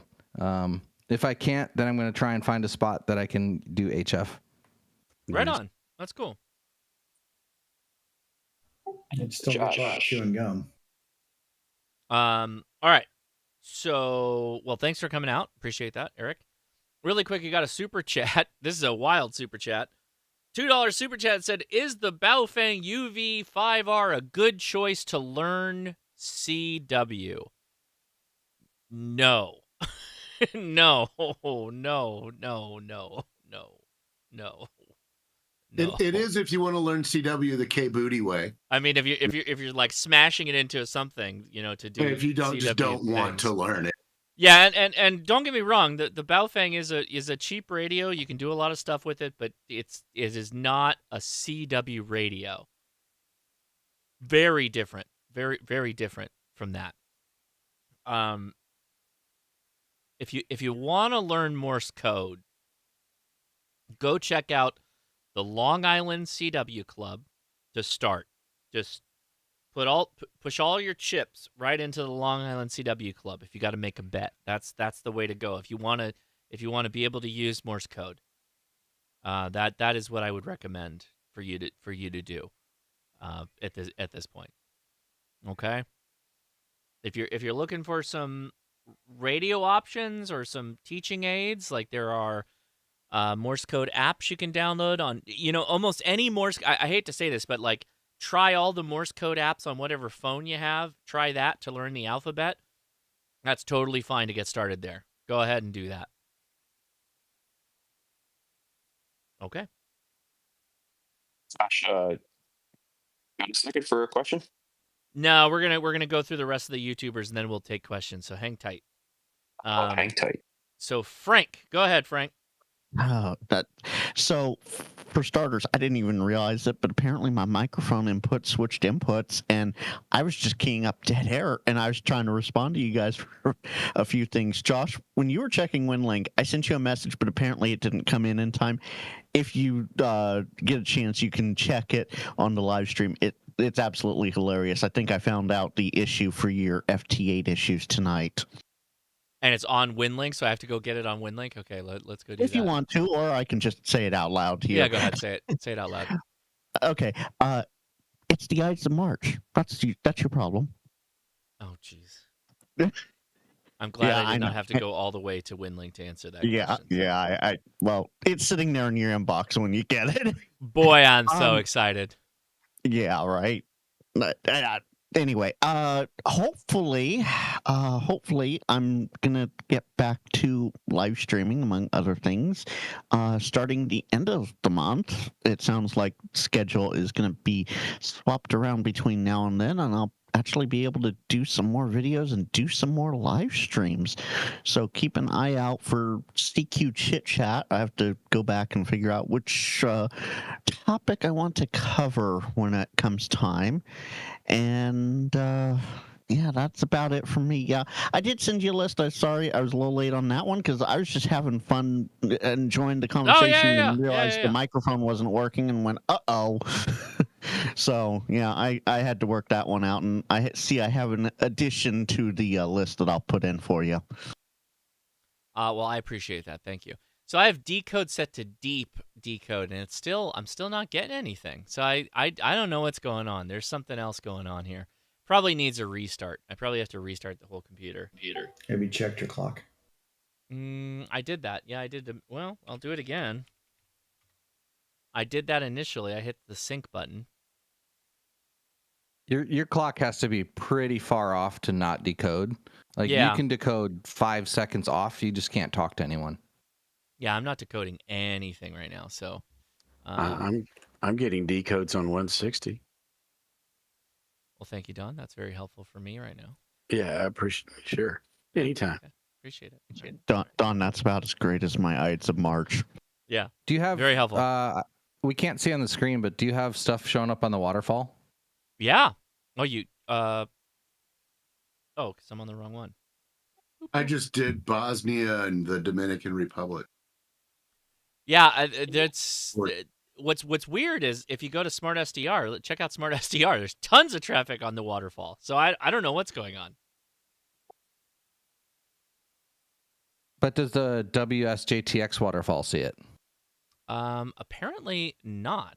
So if I check DAX your DAX. off, well, it's on, but let me DAX off, DAX on. That's sometimes a thing. You got the right audio input selected for. I was getting ready to ask that. I think so. If I could change anything about Smart SDR, is that it didn't use 3 separate taskbar instances for the SDR, DAX, and cat control. Like, just put it in the SDR program. It doesn't have to be spread out like that. So on your DAX, select a different one and then hit OK and then go back again. Sometimes for whatever reason, yeah, you're trying to you break have it to free. change it and then change it back. Yeah. All right, I'm down. I actually got so tired of Smart SDR on Windows that I did the unthinkable and I bought a Mac Mini the other day. Dude, I'm telling you what, the Mac version of Smart SDR is very good. It's really good. I've been tempted. Yeah. I did counteract buying the e-waste Mac machine by buying a framework laptop to go with it. Oh, okay. There you go. That's cool. Eric, that's not a bad thing. That's a good thing getting a Mac. That's the right direction to go. No, they're e-waste machines, man. On your Smart SDR, which DAX channel are you using? I think 1. Yeah. Slice A1 streaming. I had trouble with 1 for a long time, and I switched to 2, and I've never switched back. Nothing on 1. It just would stop working. Okay, so you're seeing input there, right? Well, I wasn't before. Let's see if it does now. That's weird. Oh, I see waterfall happening. Oh, and it got tight. It got super tight. Well, the waterfall's been there. It was before, but it looks like it's actually solid now. It got there it is. Look at that.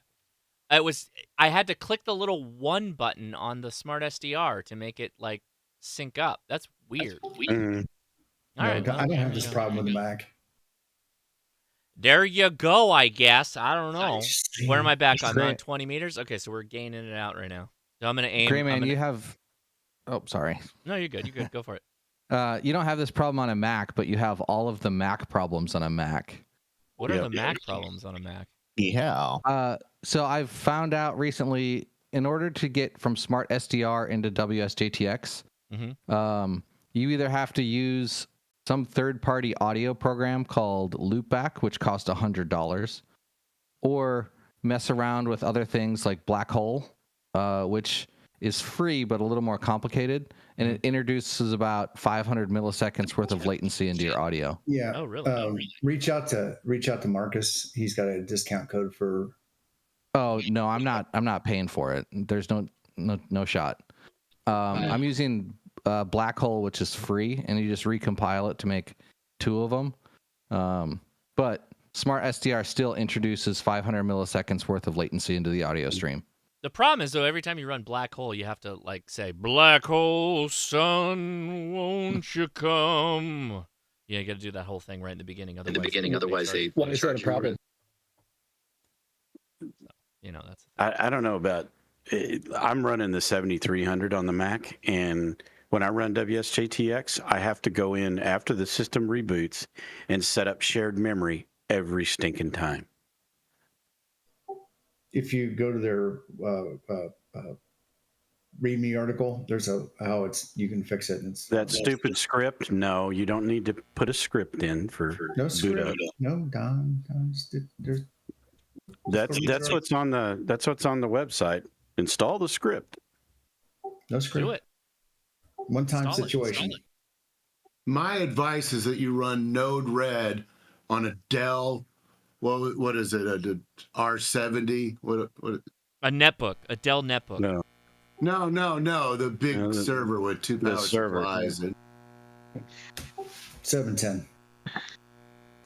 No, 710's old. Jeez. All right, let's go to Gray Man. Let's go to Gray Man with his. I've got a 710, but the other one is the R6. I've been gone. You're on drugs, Andy. We're going to Gray Man. Well, maybe a little. I'm going downstairs to look. Dude, Okay. I am rocking. Josh, how you doing tonight? I'm good. How are you, man? Oh, pretty good. No, just staying busy, filming some videos. Got got one coming out and getting ready to. The sun's out. It's getting warmer. Starting to do the projects around here and finish up the build here in the ham shed. That the cold weather slowed me down. Get some parts and pieces in, and we had to rerun coax from instead of going into the house out here to the building. So look for those videos. All kinds of fun stuff, electrical grounding and everything. I got to drill some holes, and I'm not happy about that. So that's the video coming up on Tuesday night. Okay. We also got the Aura and 6 ARA is going to be joining us Wednesday night for the kids table. Nice. Talk about some fun things he's doing, including that new antenna that he's working on. But I like that.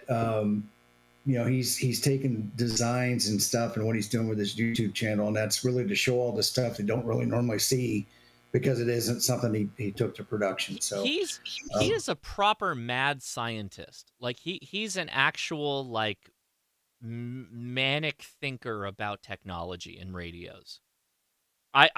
Aura's amazing to talk to. I've hung out with him multiple times, happy hours on a summit, drinking beers or playing radio, and he is a hoot. He's a cool guy to hang out with. I like Aura a lot. I'm looking forward to it. And so that's Wednesday night, 8 o'clock. So we've got premieres on Tuesday night, maybe on Wednesday, definitely on Thursday.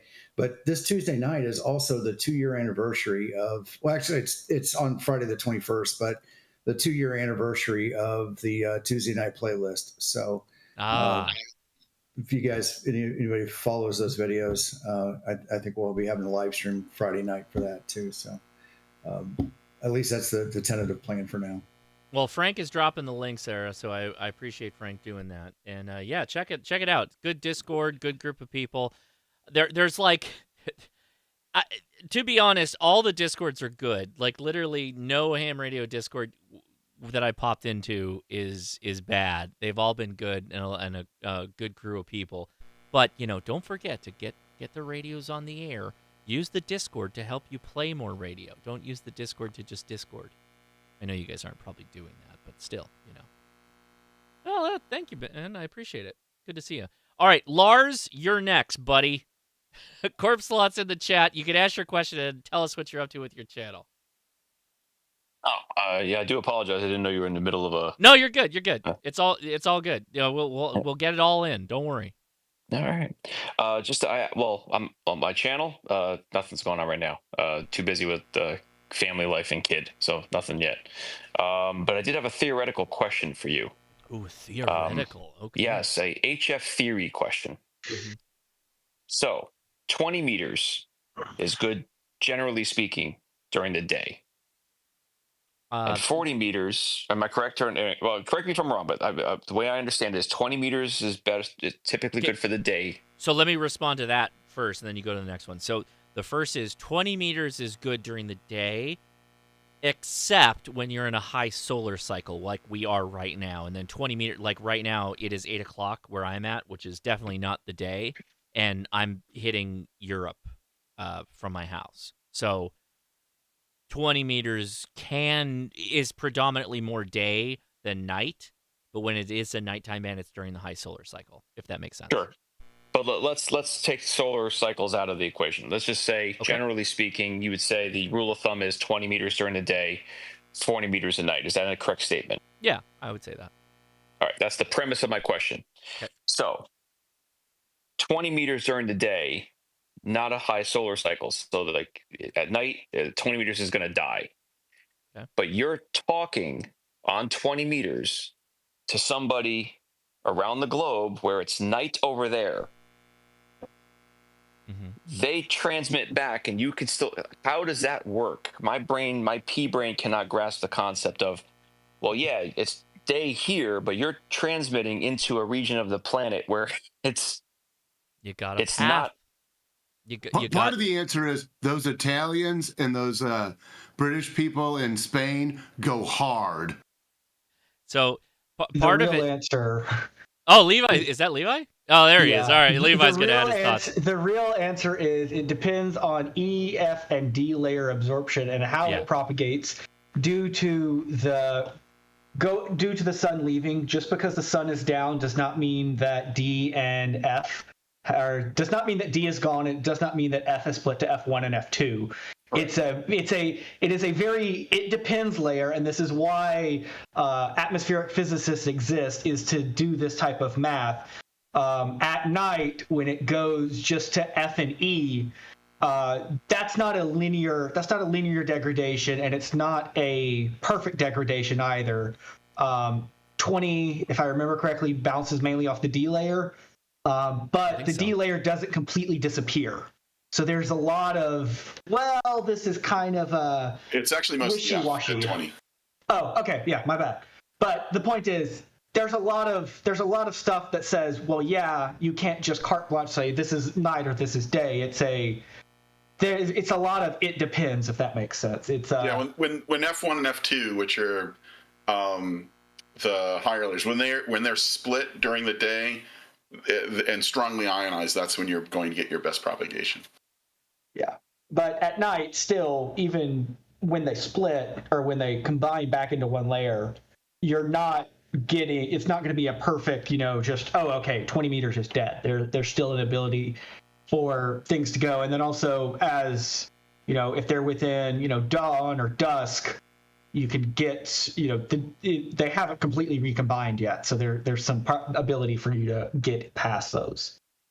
The other thing that you may want to also keep in mind is that when you're hunting DX, if you time it right, especially when you're doing gray line, is to look on your geoclock and see where the terminator is, and you can actually work. You probably end up having a better chance of working the gray line countries when that happens. Just before, just after dusk, and that part of the world as well. And as that changes diurnally, that's the best way to start. To time when you're going to start working your DX.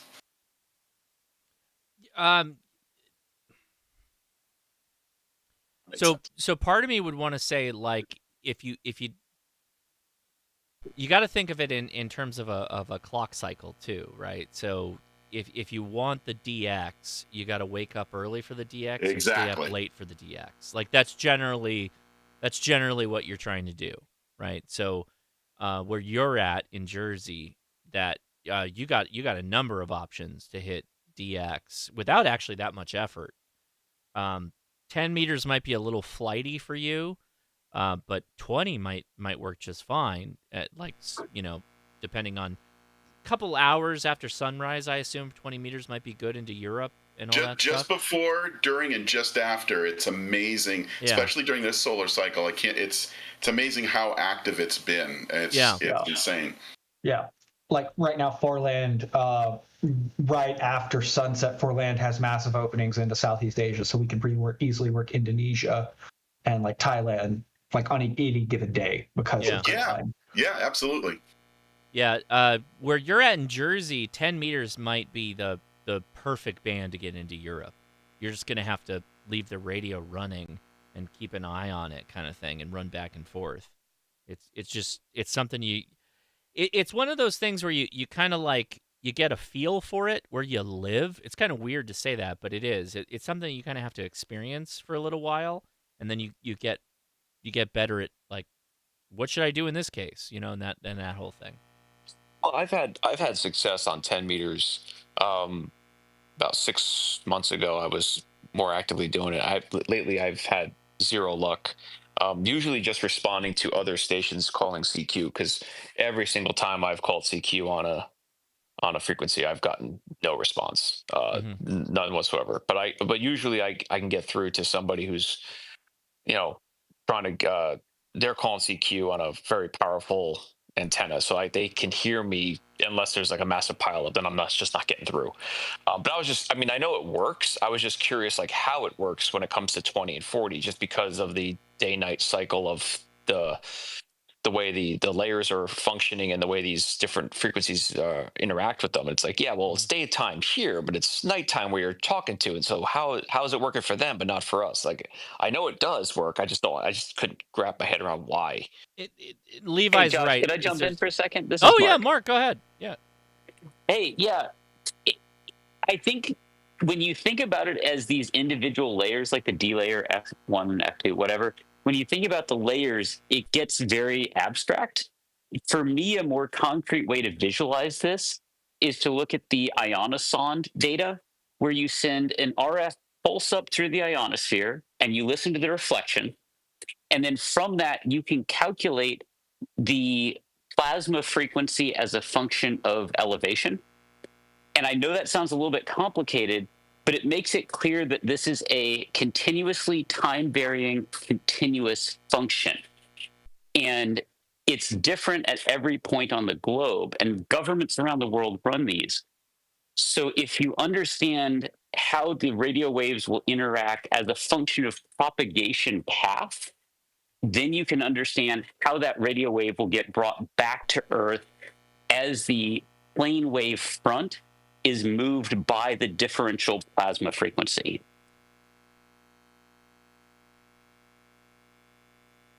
Does that help? That seems a little more complicated than the first one. It's 100% true, but yeah, that's 100% accurate. Yeah, that's accurate. It's just a lot more math. A little bit more math. I mean, the maximum usable frequency map is a derivative of that, and that's real time too. So yeah, just use the muff map. Space weather. Yeah. You need a little more than just the muff map, though. Yeah, because go to you also VOACAP. need to look at the luff. VOACAP. That's true. Yeah, absolutely. 100%. Use VOACAP. Use VOACAP. If VOACAP. you haven't, There you go. VOACAP is not accurate though. VOACAP is not accurate and only uses idealized values, so do take that with a grain of salt. Just consider what Levi was saying is that there's really no hard stop to a band closing or a band opening, and there is energy that the ionosphere and our atmosphere is charged with, right?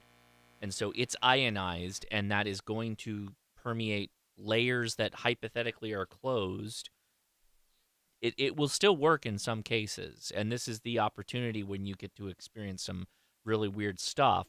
If you just, again, go to what I was saying is, if you want DX, wake up early and go to bed late. Like that's the trick to get DX. Stay up really late. You can work places you've never heard of before, or wake up really early, and it's kind of the same thing. Okay. Thank you. I appreciate the answers. There you go. Cool. Well, thank you, buddy. Appreciate you hanging out. And yeah, no problem. Next is Mark of Boondock Echo. How's it going, man? Somebody say Boondock Echo? Oh, is he there? There he is. Did I hear Boondock Echo? You did. Echo. How's it going, everybody? Very good. How are you, sir? Well, we had a day. We had one of our commercial boxes out at a racetrack, and the team we were supporting was doing beautifully up until like the last 10 minutes when they accidentally pitted another car, fell behind, spun out, then got like a huge penalty. Apparently you're not supposed to play bumper cars with those things. And we went from being first for almost the entire race to be coming in sixth. It was sad, but it was exciting. And we know that our customer needs some antennas. So I reached out to our good buddy Adam, and he's going to see if he can't help us out. And the hard part of that will be getting him to take money. He's just such a good dude. So, yeah, he is. But we're going to make money, so he's going to get money one way or the other. Good. But I've got good news for everybody in the listening audience. We've got something for you, and we do think you're going to like it. We created what we're calling Boondock Tango, because it takes two to tango, us and you. And what we did was give you links to all the Amazon files, links to all the 3D print files. You can print your very own receive-only Boondock Echo without ever touching us. So if you're upset at us crazy Americans for the tariffs, I don't blame you. You don't have to give us any money. And that means you don't have to give the tariffs any money. You can just go and get started in the Boondock Echo ecosystem. And even if you aren't interested in that, you really need to take a look at the scanner holder file that we made. It is slick. Your Bearcat BC 125s, the BCD 325s. I mean, a whole ton of the little Bearcat handheld scanners snap in, and it's just a nice, satisfying feeling. So, anyways, we are open source. Hopefully, this helps prove it. Go out and get listening. Oh man, Mark, you have more links for me to add each week. I love it. Very nice, Mark. All right, on. I love it. And then we're still working on getting more of the. There's an add-on unit that you do have to buy. We're trying to contract with Maker Fabs so that if you do want to transmit as well, you'd be able to do that, but we don't have that set up yet. We're working on it, but right now it's receive only. There you go. Maker Fabs, home of the Hermes Light. It is. That's true. Right on, Mark. Well, thanks for hanging out with us. I appreciate it. Yeah, well, thanks for having us. And hi, Don, and hi, Frank, and Tim, and everybody. Adam's out saving the world, getting recertified for USAR, I think. So I tell you, there's just some people in this that walk through this world that make me question my life choices, and Adam's one of them. I mean, how is any one guy that good? I don't know. Yeah, you got to hang out with them for a long time, and then you're like, oh my gosh, it's so magnanimous. Yeah, he built me those PDUs, and I mean I didn't ask him to do it. He just did it and sent it to me, and I'm really grateful. Yeah. Adam is a rock star for sure. Yeah. All right. Next is Mark. Soda Plus is back. He's talking with us. How you doing, man? What have you been up to, and what's going on with your channel? Hey, Josh. Well, this week I put up a video of one of my favorite battery guys, KK6TXI Umesh, demonstrating these ultra small batteries for 100-watt soda operations. So it was good to get that done. What I really want to do is go learn how to actually build those myself. I know that they work now, but I want to understand more about how he actually put them together. Yeah. Yeah, he helped me out a ton. I got an electric bike, and he was like, "Oh, let's sort this out because I got a really nice solar panel that I got to pair with it." And he was like, "Oh, I got this," and literally he was texting me back and forth and got me sorted out. So he's a fantastic guy. You're gonna be doing some soda tomorrow out there, right? You still there, Mark? There we go. Sorry, my PPP button broke. Well, actually, I did the soda today because there was a huge snowstorm, as you know, and my YL has requested that we go snowboarding tomorrow. So we're going to go tear up the slopes. Good for you. However, as a result of that, I have an exciting story. You remember how I told you my radio got lost a week ago? Oh, yes. Yeah. Because you were going back to the same summit. Oh, I can't wait to hear this. Okay, good. Yes, please. I'm going to give you the slightly too long version, but the radio is back. Excellent. Good job. And I didn't find it. Oh, okay. So I went up to Hoyt today, Whiskey 6 Charlie Tango 146. Uh-huh. And I get to the summit, and there's a 40-meter infed half wave in the air. I'm like, well, that's funny. That's not my antenna. So Ben, AG6N, one of the OGs of the Southern California soda scene. Yeah. He's up there on the peak using one of the new Mountain Topper MTR 3B Currahees. No way. Right on. Yes. Yeah. So he's got the Currahee up, and I got a review of it in person. It turns out he actually likes it. Mostly because it has an SWR meter built in. Yeah, I like it. I don't have a problem with it. I do wish it had a better display. That's okay. Sure. But sure. But yeah, he was up there. We looked for the radio for 2 hours, couldn't find it. Ran some DX. We got Japan, we got Australia. All of that was good. On the way out of the mountains, right before we exit the zone, I say, if I just make fun of the radio, it'll appear. So I said, it's too bad Yaesu doesn't expose their TNCs. And boom. Are you kidding? I am not kidding you. Wait, what do you mean it popped up? So you still found it? Well, Ben found it. No way. I had just walked by it. No and way. then found it 5 feet behind my heels. That's hilarious. So what was the radio again? It's the FD5DR. Oh, This yeah. is a You good don't want one. to. Yeah. It was dead, though, right? It was fully dead? It was fully dead, but it's also Mars modded with all of the U.S. government frequencies for the local area programmed in for my other job. Yeah. Oh, dude. So I didn't want somebody else getting their hands on that.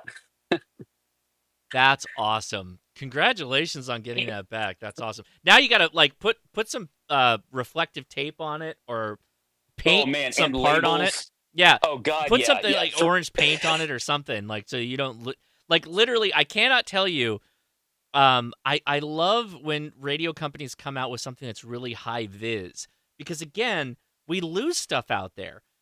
I love it when something's super brightly colored because I'm not going to lose it. I'll be way less likely to lose it. And that's like, it's huge. It's so, please paint it a little bit. Paint a little bit. You know what I'm going to do with that? I'm going to rattle can it. Yeah, gold. Oh, it absolutely needs to be painted. Krylon gold. Retroreflective tape is going to be my new best friend. Yeah, that's awesome. I'm I was glad thinking you like made green and brown. I'm glad you do not camouflage your radios, please. I've taken to just spray painting everything green and brown and flat dark earth. Well, I mean that's an option. Yeah. All right. I spray painted my Baofeng metallic gold, and it's pretty awesome. It's called the Aofeng, AU Fang. The AU Fang. I got it. Yep, that's good. I like it. All right. Yeah, so people love seeing it. Go ahead, Mark. Oh, I was just going to say that the next video coming up is going to be with WB6POT, the #1 chaser in America for 5 out of the last 7 years. Wow. And we went and did 21 points in a day. So I'm going to show off a little bit of what Southern California in the snow looks like. That's it. Where's he live? I'm having PTT button issues. He lives up in San Francisco, so he was making a special trip down to Los Angeles to visit us. Oh, that's cool. That's super cool. Oh, that's awesome. Yeah, all right. Great dude. Yeah, I'll look forward to that. And he dropped the link, I think. So yep. Yep, very good. All right, we're coming back around. So I think, is Bill back? Is Bill here? Bill is here. What's Bill up, is Josh? in the house. What's the going house. on, Bill? It's weird. I'm sitting almost in the exact same place that I was last week. I just got through with work, and I was listening to you guys, and some of your technical talk made my head swim. But I'm glad to hear you guys. I learned a little bit more. I'm smarter just by association. How you been, man?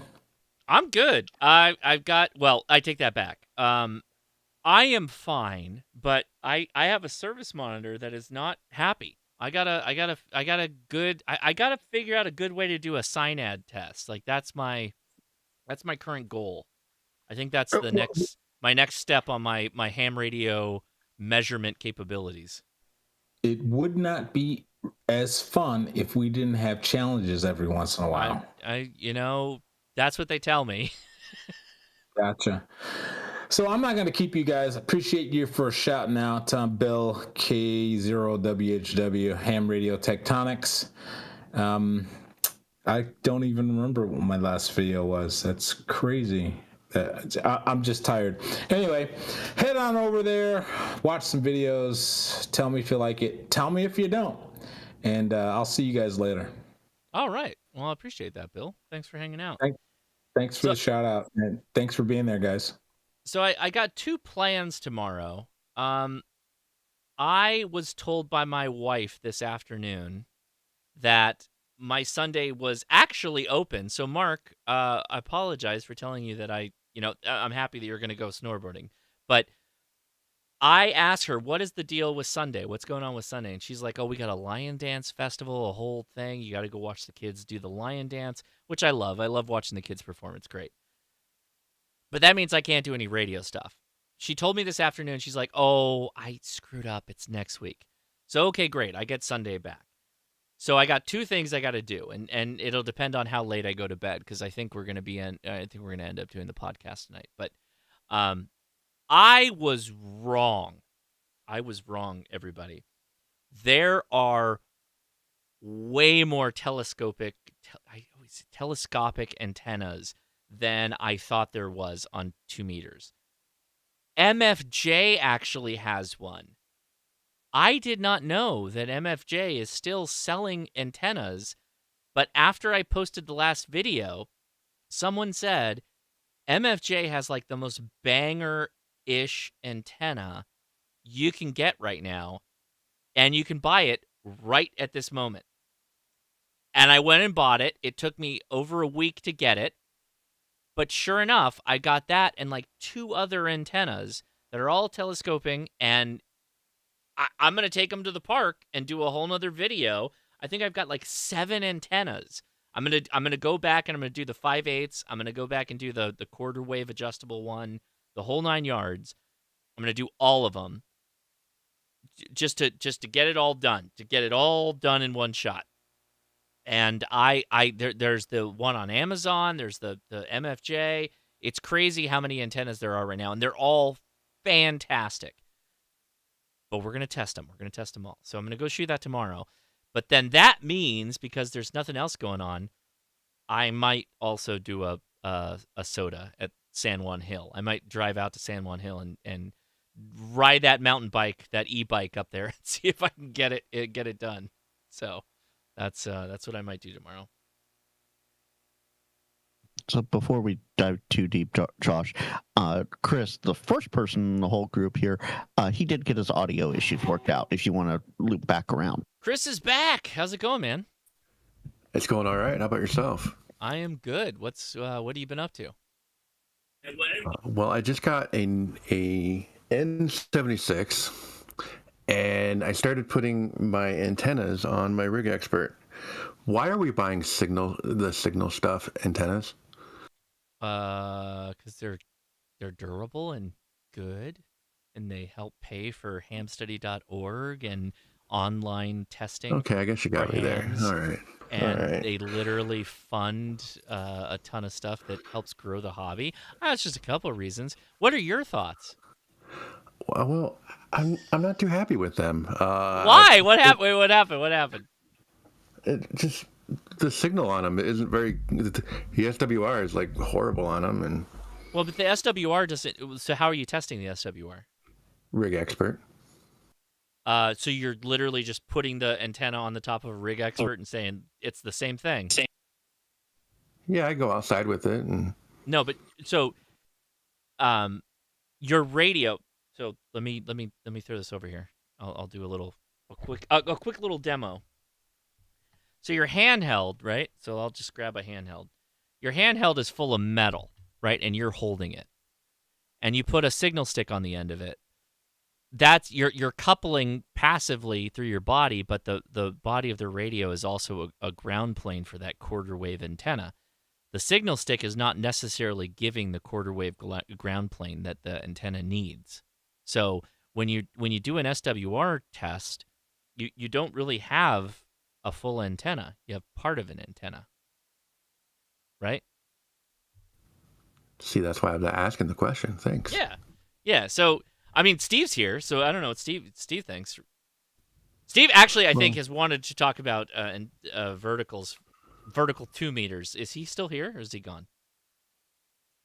Oh, he's here. He's here. Well, I got the Quansheng UVK5, and it came with this special antenna. I shared it in the chat again. Clear. I got 2 prison radios just this week, and the antenna is clear. Yes, it comes with the UVK5. It comes with the UVK5 from Amazon. Right? I'm going to hack that one, but I am loving this N76. Loving it. I love that radio. It's a great radio. And let me show this off here. Hold on. Let me switch over here. Look at clear antenna. I want a prison antenna. That's amazing. I love that. I'm pretty happy with it. I like it better on my N76 though. But so I'll be rocking that at Hamvention this year for sure. Please do. Yeah, come on I got and say a hi. couple of those stubby ones you recommended to me. The little rubber duckies from Smiley. And I would say for practical reasons, those make better prison antennas. I guess for some reasons. So what is the best antenna for an HT that I could get? That you can put on a radio and Yes. carry it around. Not a J pole or anything Yes. like that. Like a radio that goes on the and it that has goes to be in- dual band. Yes, it goes in my pocket. It goes on my my chest rig, whatever. Dual band specifically? I would like it to be, but it wouldn't have to be. So I don't think that there is like a best antenna for 2 meter and 70 centimeter because those bands are far enough away that like a dual bander is going to be relatively rigid and there's going to have to add some coils or something like that in there depending on the size of it. Because if you're talking a 2 meter antenna is going to have, if you're trying to keep it short, there's going to be something going on, right, to give you a quarter wave, unless you're like a signal stick, because a signal stick's like a quarter wave on 2 meters. Okay, if I could get something that I could swap out, then. Well, because I have BNCs. Yeah, so that's one of the reasons why I do the signal stick on the HT is that I can bang it into everything. It's very durable, and then if I need to get out further, I will carry a telescoping antenna like this one, like the MFJ. Sure, I have that too. I won't stop using it, but so a half wave vertical antenna, from my experience, has been just game busters. Nothing beats it. Nothing beats it on 2 meters. But it's not going to be very good on 70 centimeters at a half wave, right? So if you must do 70 centimeters, then you're going to have to switch that up. Or go with a Yagi. Can you pack somebody said, yeah, there you go, handheld elk. Elk antenna is a log periodic that does 2 meters and 70 centimeters. And if you point that in the direction of where you want your RF to go, they will hear you. I just want something that I can put in it, like I can put it in my chest rig or on my backpack or wherever, and it just sits there, bangs into stuff. It's durable. What kind of chest rig do you have? A Hill People? I got a coaxial. Yeah. So if you want a routable antenna, like a cattail antenna or something like that, they're not going to be fantastic performers for like simplex. Yeah. They're just not. Right? I've seen those too. I don't want to go that route if I can help it. I don't mind antenna sticking up. That doesn't bother me. Yeah. How far do you want to get out versus how far do you care about? Well, I don't live in Southern California like you do, so the most I can get is like three repeaters, maybe. Mm-hmm. Are you trying to hit the repeaters? And I got to go far. Go simplex, because most of the time when I'm talking, have it just so I can hear people and. Oh, okay. So most of the time when I'm talking about like antennas and stuff, I'm talking about simplex, and simplex is way harder than repeaters because most of the repeaters around here are all at mountaintops. I can hit that with a rubber duck if I'm outside. So, a rubber duck antenna when I'm outside, I will run that just to smash into whatever I'm around. I don't care. I'd kill the antenna, fine. I just don't want to kill the antenna jack. The Smiley antennas, the coily ones that are about like 3 or 4 or 5 inches, 6 inches long, those coil antennas are really good, and you can bang those up against anything, and they're still decent performers. But it's just a big coil of metal inside of the case there. What I'm doing now is I have a couple of those, and everything's got a BNC adapter on it. Yeah, that's appropriate. That's not going to make it even more fragile. And I have a couple of those, and then a couple of the Smiley telescoping half waves. And you carry that in your pocket or your pack or whatever, and then keep the little rubber duck on there so you and your friends don't shoot each other in the dark, LARPing. But then if you want to get out, you switch to the other one. It's just a click on and a click off, or the other way around. Yeah. And Josh, we all know in SoCal you can hit any 2-meter repeater with a wet noodle. Yeah, that's why it's really tough for me to be like, oh, this is the way to go. I'm going to argue, Frank. There's that one you can't hit from the backside of that hill. Oh yeah, there is that one. But again, See, what there you go. I'm trying to talk about is simplex, because most of the time I'm literally going point to point in Southern California. So like if I go up tomorrow, if I end up taking the bike out, or I got a text from Mark, so I might respond to Ara. So if I go out with them, well, that is straight point to point. We're not using repeaters to do that. That's all simplex. And I'm going to put the half wave on there for simplex. That's going to get me out further than just about anything before I go to a Yagi. Because I would go from this to a Yagi. That would be it. I wouldn't do a J-pole. I would go from a telescoping half wave to right into a Yagi or a log periodic like the elk or something like that. Them's my thoughts on that one. Those are good thoughts. Not sure what I'll do. Yeah. Yeah. Well, I mean, they're not. I mean, how much is this thing? Oh, this is actually really expensive. That's really expensive for a 2-meter antenna. Oh, geez, I didn't realize that. I think that the Long Ranger or the Intellitron, you can't get that, the Smiley or the Amazon one. Somebody linked me to is it Twee Radio? What is the Twee Radio thing? Oh, man, what is it? Are these good to also throw on like a 50 watt mobile? Like the No. bagged ones? I don't think so. I don't know that I would do that. Comment? Go ahead, comment. Well, that one's not. That's just 10 watts max. Regarding the antennas for an HT, so I have been doing. I primarily use HTs. That's primarily my in the ham radio world. I've found that for simplex, honestly, if you want durability and you want good simplex performance, the signal stick is your best bet. I have about $200 worth of antennas that I've tested through. Actually, more. It's got to be more than that. I've spent stupid money testing simplex purely for simplex purposes, which is a much, like Josh said, much harder test than hitting repeaters, which are usually in very good locations with good ears.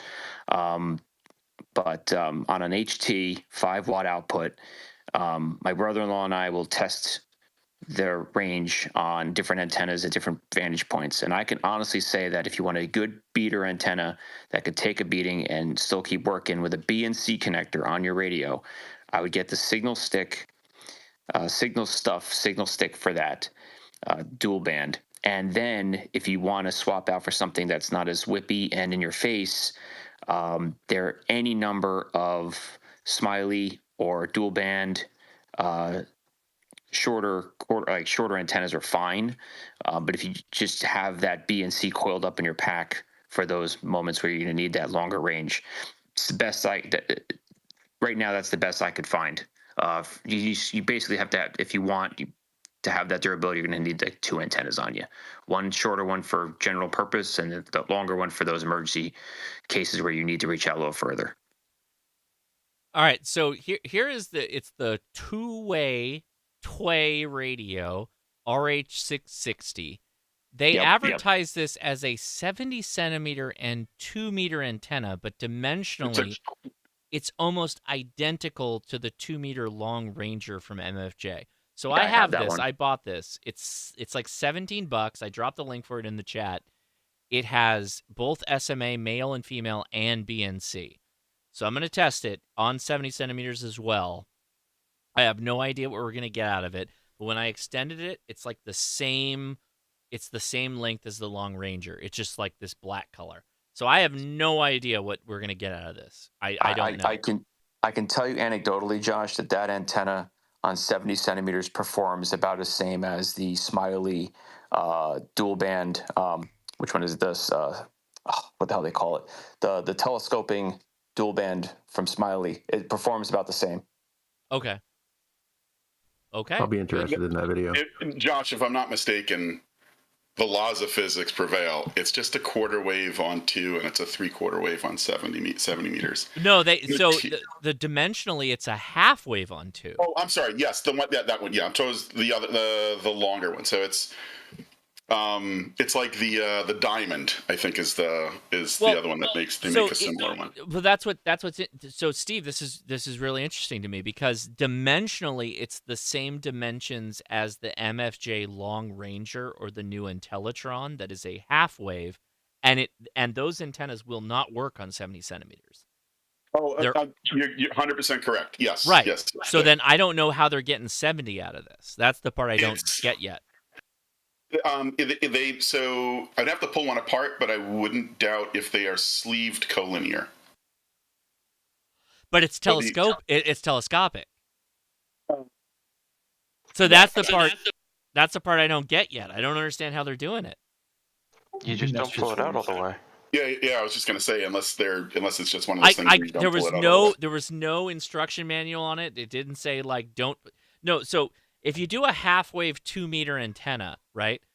It's not resonant on 70 centimeters. Oh, not at all. It's not going to be resonant. So you can't just like pull pieces in. Even if you brought it all the way down, it's not going to be resonant. No, but what you can do is, in some designs, you can make them coaxially collinear so that at 2 meters, the longer element is in play because there's a very low reactance to the way that geometry of that collinear element at the lower frequency. At the higher frequency, it's basically invisible, so all you're seeing is the 70 centimeter element.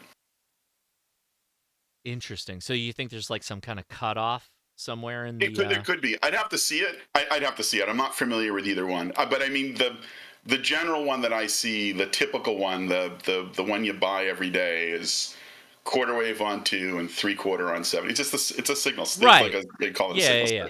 Yeah. This is half wave though, so it's a little bit different. Aside from whatever plutonium oxide they want to dip it in, and their marketing material wants to call it, at the end of the day, it's quarter and 3/4.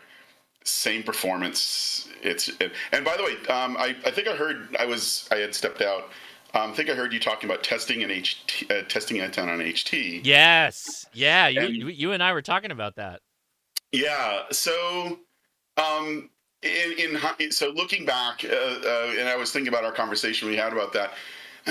That is it. Back in the day, it was actually easier to do because a lot of HTs had real metal frames, and it was a larger box, and there was a bit more counterpoise underneath the antenna.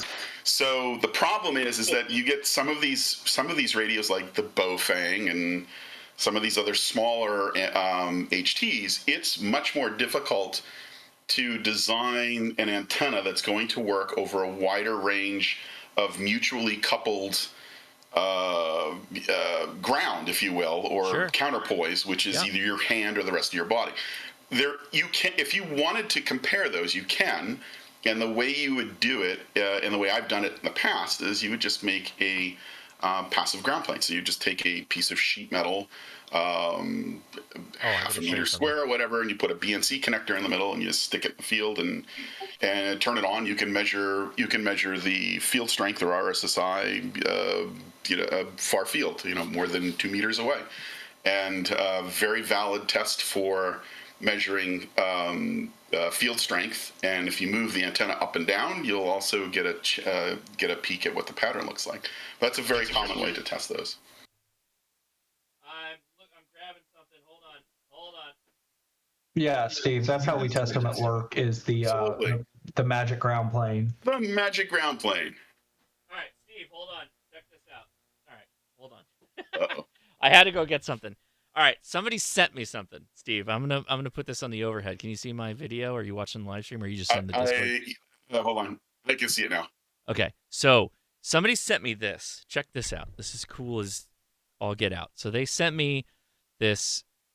It's a metal frame with an N type on the end, an SMA on the other side, and then it's got a copper tap end that you can touch to couple with the chassis. Yep.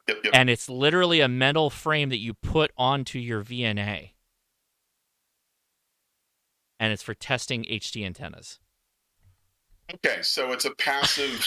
It's a passive ground plane. If you that's the pass. Yeah. Okay. Right? Isn't that cool? Isn't that That cool? that's cool. That's kind of cursed. That's kind of cursed. Yeah, I have to agree with Levi. I don't know. That could be a good thing or a bad thing, but yeah, I'd have to see how that plays. But it's A for effort for sure. But see, that's the thing is if you provide nothing, then I see what you're saying. So you hold that with the yes, VNA on the bottom. yes, Got it. Okay, that connects to the VNA.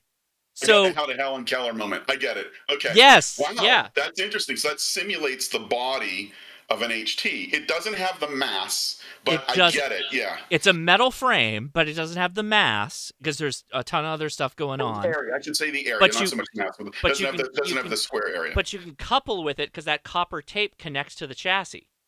Right, when you hold it. Yeah, so that's the mutual coupling to your body. And you can test both ways because how many people put a HT on their desktop and then they just walk away and let it play? So you can test it both ways. You can test the receive capability, transmit capability, all that stuff when not touching it, but then also touch it and get a different SWR. Like something that was stolen out of a Motorola lab in Schaumburg, Illinois, about 1988. But yeah, very cool. It is pretty cool. I was about to say, I think I have some things like that at work that look really similar. That's very cool. Somebody built that on an assembly line somewhere, and somebody said, we could sell that.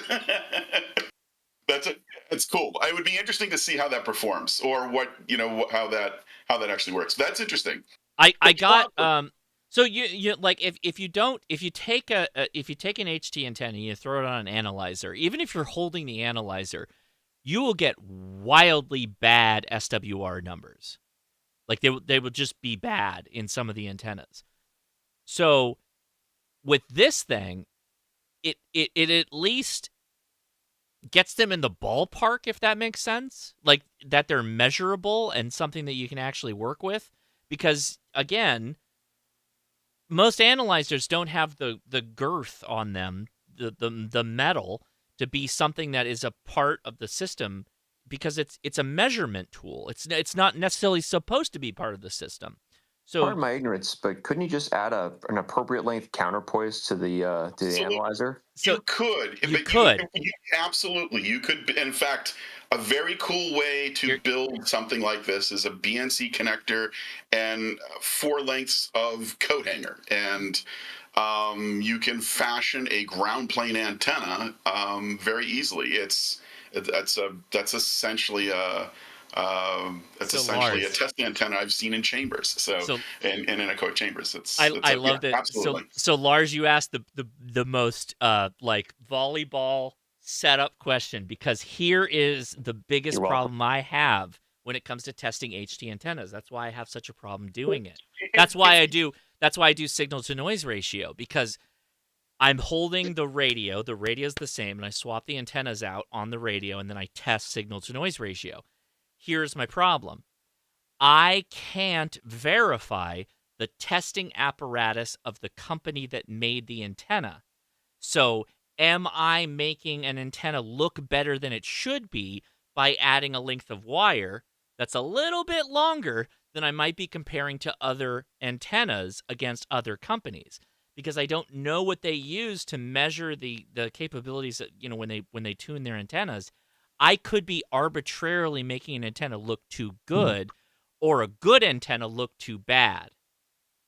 But if you use the same length of counterpoise for that, but I don't know how they. But no, there not is necessarily. Not exactly. Right. You could use a different counterpoise design.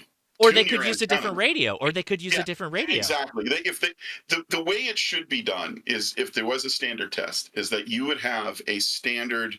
And by the way, this is if you wanted to do this stuff, if you want to just do some empirical comparison, you need to have a standard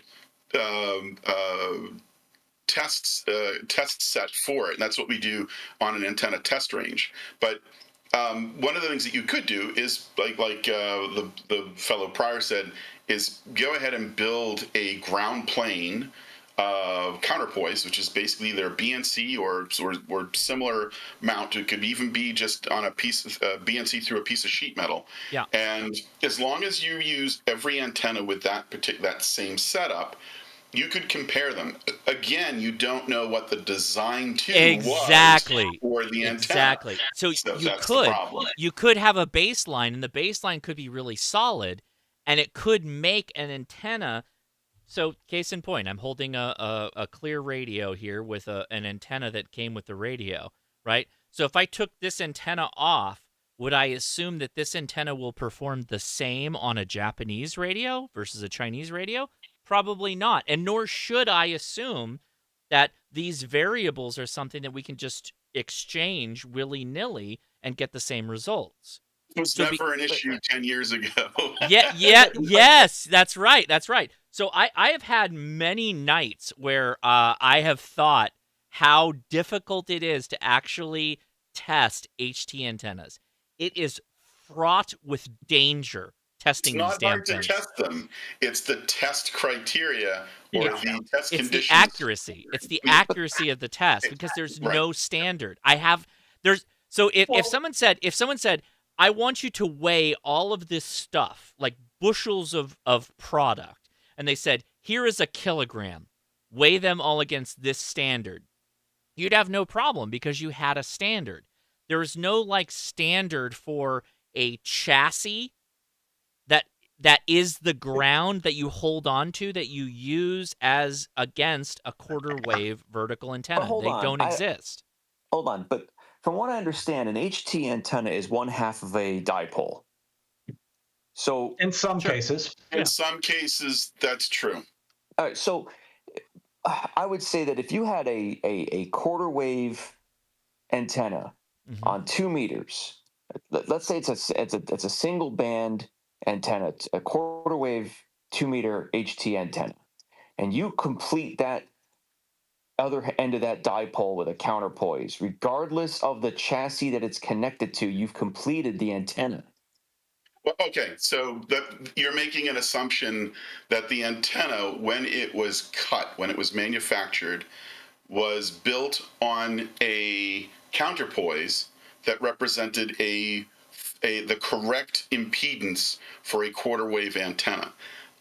If the problem is that with the smaller HTs, or the HT trend has been to these tiny micro-sized HTs, is that doesn't necessarily present the correct impedance in that same test condition. So on a larger HT, yes, it would be the exact same thing. Take your suggestion, which is 100% correct, which is if you were to take, let's pretend you've got a counterpoise that is a BNC connector with 4 radials at the correct angle, and you build an honest-to-goodness quarter wave radiator out of a piece of 3/16 inch or 3/32 piece of welding rod, which was very common back in the day. And let's pretend all of a sudden you take all the radials off. That antenna is not going to function correctly. The base impedance, the drive point impedance of the antenna will change drastically. And that's exactly what's happening because the assumed HT size, the area underneath that antenna is different for each HT now. But what I'm getting at is if we're measuring the SWR of the antenna as an antenna in a vacuum, then you could do that method, and Josh could say the SWR of this antenna is this. No, you're assuming that it's referenced to the correct standard counterpoise. Yeah. And it's not always the case. So here are 2 radios on vast sides of the spectrum. So I have a very expensive radio and a very cheap radio. If I took and I made an antenna that was perfectly resonant for 2 meters and 70 centimeters on this radio, is it safe to assume that this antenna would work on this radio? No, not at all. But you could say that if you made an antenna that was perfectly resonant on 2 meters and 70 centimeters because of the length of that radiating element, because it's one half of a dipole. No. Yeah. No, but absolutely not. But wait, hold on. So Lars, so you're on the path of like truth, like I want to get the true answer. The problem is there is no true answer. This radio is twice the size almost of this radio. And I'm only passively coupling. I'm a byproduct part of the antenna. I'm not fully coupled to it. So what I impart to it as a user, as the other side of the antenna, will throw these two antennas off dramatically. Right? Here's a great analogy. I hate this analogy because it's so antithetical to how the antenna physics work. But let's use your example of a dipole. If you look at a vertical antenna, you have half of your dipole vertically. The other half, if you can imagine it as being in the counterpoise, and God, I hate this analogy. I'm going to get struck by lightning. If you were to begin to trim that bottom half of the dipole away, you now you've started to create what the problem is that the other half of the ground plane antenna that it would I hate the term works against, but the easy way to conceptualize it, the part that it works against is gone. It's not as long or as efficient as it was at one point. So the HT is the other half of that dipole, if you will. And the human being holding it has a factor as well. Yeah. Right. A bad analogy. but then wait. So to go back to Lars's point. So let's assume let's go the reverse way. Let's assume I make the perfect antenna that works with this radio when I'm holding it. If I take this antenna and I put it on this one, yes. If I put it on this one, will it perform the same? Maybe, but often probably not.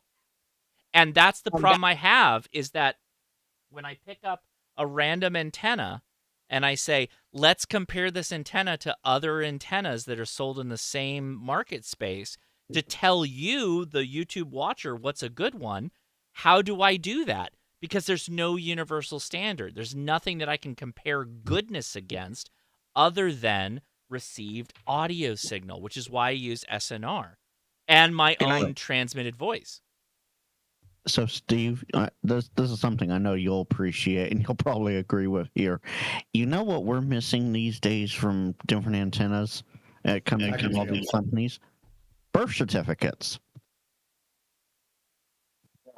Right, Steve? It would be good if there was a standardized test procedure, or at least a test setup. This test and standards exist. Hams would just have to could co-opt them from Inarte or one of the or 461.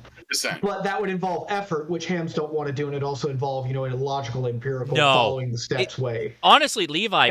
Honestly, wait. You're selling hams short.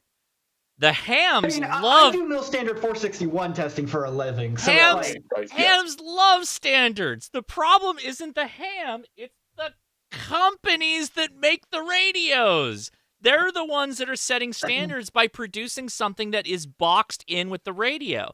If you take it, so if I take an antenna that came with the H3 and I put it against this radio, it's not going to perform the same. They just don't. I tell you because I know. Yeah, no, I get that. It's just you'd either have to say, okay, everyone adopt X standard, or tell the Chinese that. Tell the Chinese that. They will not do it. There's no way. Well, that's your problem. First is buying radios created by communists. But that's what the kids are buying these days, Levi. It's like a drug. The drug is released on the street. They're buying them like crazy. They won't stop buying them. It's the early 2000s and that Yugoslavian and Romanian ammo, man. Can I jump in for a sec, Josh? Please, I saw you pop in, Mark. Yeah, go ahead, Mark. I've been trying, man. It's been hard, let me tell you. So all of this, it sounds like you guys are looking for SWR as the indicator of the antenna performance. No. Is that correct? No. No.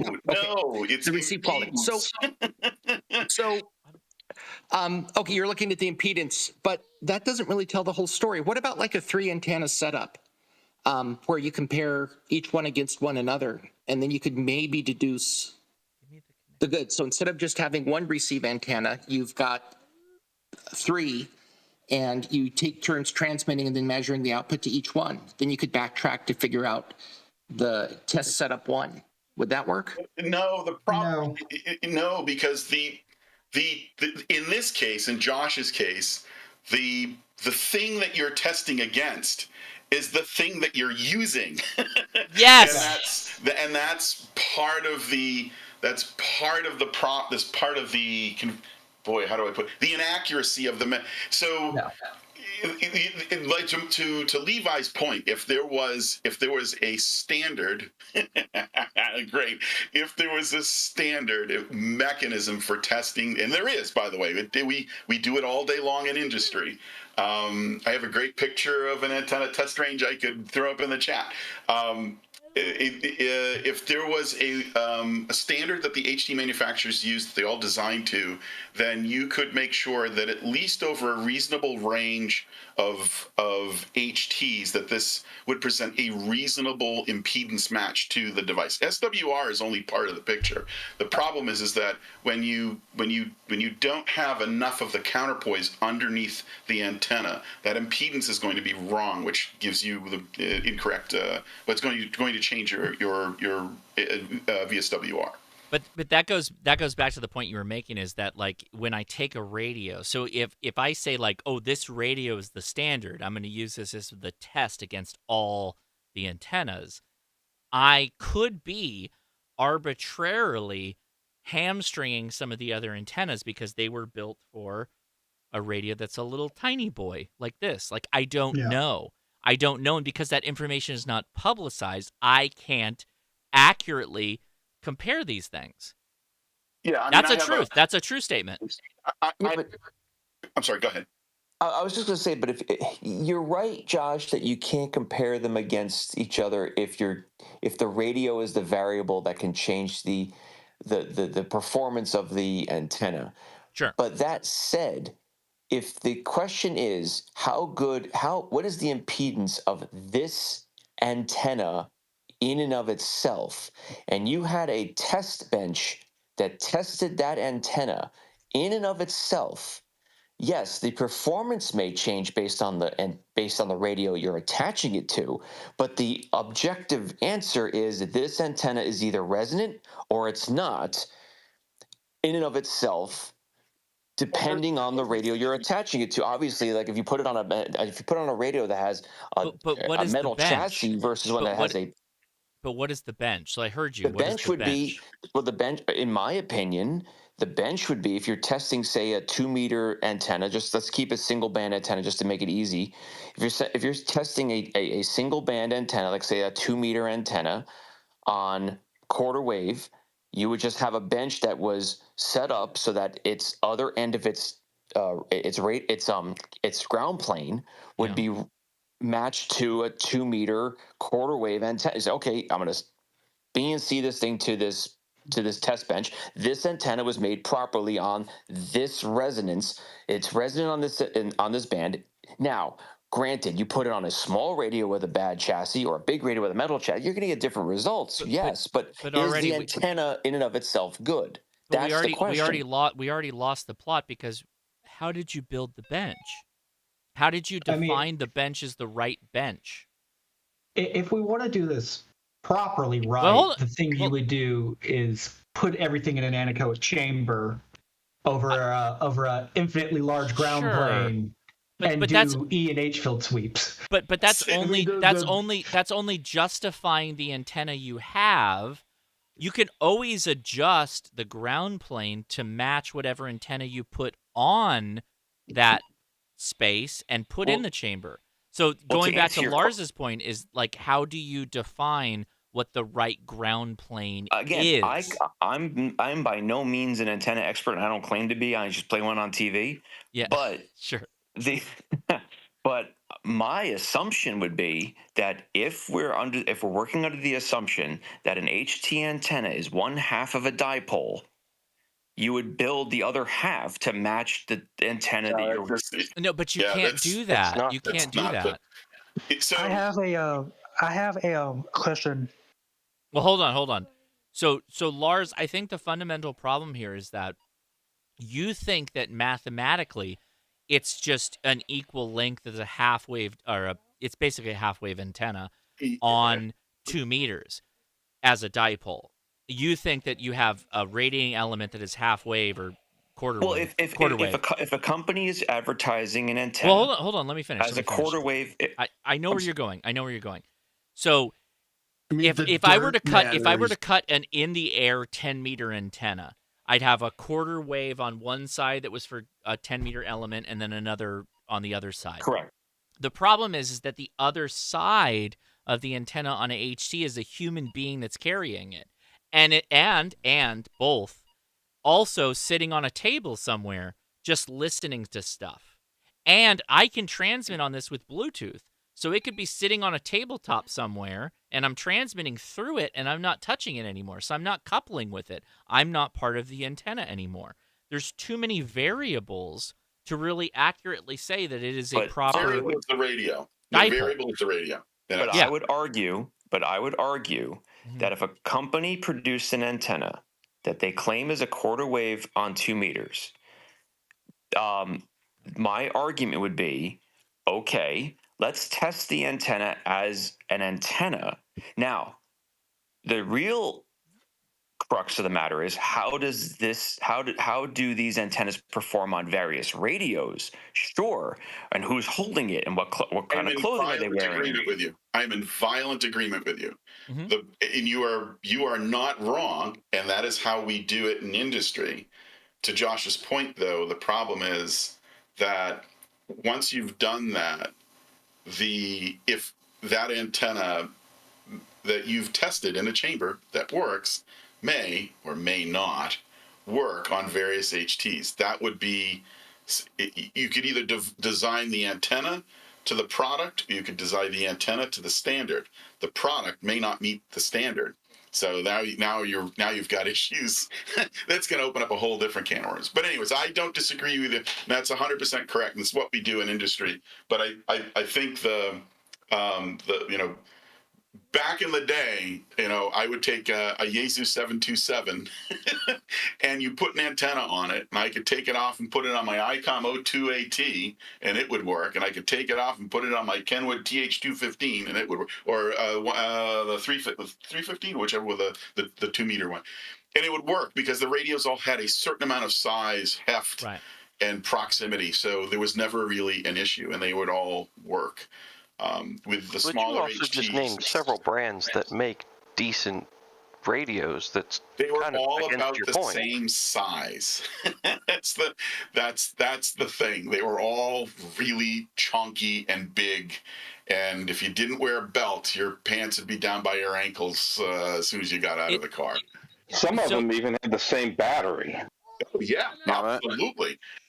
It makes a problem of when you make a video like I do, where you're trying to say like, oh, this antenna is really good, right? Because always in the back of my head, I'm thinking, oh, this antenna was not necessarily built for this radio, or I was not there when the chassis was built that this antenna was tested on. Therefore, how am I so confident that I can say this antenna is good or bad? Okay, I can answer that. Yeah, and it's good in Southern California with your terrain and your particular dirt pH and all of those variables. But I can answer that question for you, Josh. Okay. So if you have an antenna, an aftermarket antenna, that didn't come with the radio. Okay. A decent antenna manufacturer would have to design that antenna if they're worth a damn to work on multiple different chassis sizes, right? You would assume that a decent quality Comet or Diamond or even Signal Stick, whatever it is whatever decent quality antenna company, if they're making a 2 meter, 70 centimeter antenna, that antenna has got to be at least somewhat functional to varying degrees on multiple radio chassis. Otherwise, what's the point? No, So I would argue you're that they right. are. It's just not Hold going to on. be ideal. There's more let than me, just chassis size, though, Lars. That's the sure, problem. fine, And fine. the question is, do you want to pay $100 for it? But hold on. Let me finish. Okay. The how you test this would be you test the antenna on a test bench that matches the impedance for that antenna, makes it a true completed antenna without human interaction. And you say, here is the result of this antenna in a vacuum on itself. Here's how it performed. Here's its impedance. Here's its SWR. Here's all the numbers you want. Now, if you get an antenna that doesn't perform well, you can say, okay, this antenna did not perform well, but now you know it's radio dependent or user dependent, which means you being the counterpoise, the radio being the counterpoise. But if you already know off the test bench that the antenna is already to the right length and it's resonant, then it's likely that antenna, I would say 99% certain that antenna is going to function well on just about any radio you put it on, providing it has the power to run the wattage through it. That's therein is the problem. Yeah. Again, Edison is literally working the gift. He's working the gift track right now. So if anybody's watching, that's Edison working all that right now. Oh, it's Randy. This comes down to if hams want an actual, if people want a standardized of an antenna, you're going to have to push manufacturers to adopt a large scale testing and evaluation of their products, which 100%. It's simple as just put it in a chamber on a 10 by 10 meter flat of metal, throw it in a chamber and do E and H field in the near and far field. Ta-da! You've got what you need. And that'll never happen. No, well, it happens because I take it to the park and I do signal to noise ratio and actual audio quality tests. I mean, I don't know how else to do it. But Josh, that's what he's saying is a lab created environment per se. Oh, like an anechoic chamber and then proper do. Yeah, sure, of course. Test range. That's what we use. Yeah. But I mean, actually, with Steve, wait. They're small enough. So, Steve, what we talked about this. We talked on the phone about this. How would we do this in the field? Like if we had a field strength meter, we could literally just walk around the transmitting antenna, or vice versa, have the transmitting antenna be on the outside, and you could do the same thing. You just have to. As long as the nice thing about 2 meters, the far field is 4 meters away. So it wouldn't be difficult to actually do this if you make sure it's a couple of wavelengths off the ground. Put a standard, whatever your standard ground plane is underneath, and you would do vertical cuts at every cardinal point, and you could get both horizontal and vertical patterns for that. It's a very easy thing to do. And in fact, you can use your VNA. There's an S21 test on a lot of these VNAs, which is admittance, and you could actually do your logging with the PC program right there, using it right on your VNA. So it would actually, what costs thousands of dollars, what used to cost us thousands of dollars in test gear and setup, you could actually do with some creative shopping at Home Depot and some plumbing parts and a VNA. So not a hard thing to do, which is kind of cool. I'm surprised nobody jumped in to complain about using a nano VNA to do that. No, it's fine. The S21 measurement is exactly. I mean, we use much more sophisticated VNAs, but the S21 admittance test is exactly what that's for. It's one of the. No, I'm not arguing that, Steve. I'm talking about using the nano VNA and how presumably unreliable. Complains to you about using. Ask them, when was Spec An or your oscilloscope certified? Just ask them when that happened, because I get mine done. That would shut the conversation down. About 2 weeks ago. I get mine done once a year. Annually. No lies. Annually. Imagine hams being pedantic. Hi guys. Well, actually.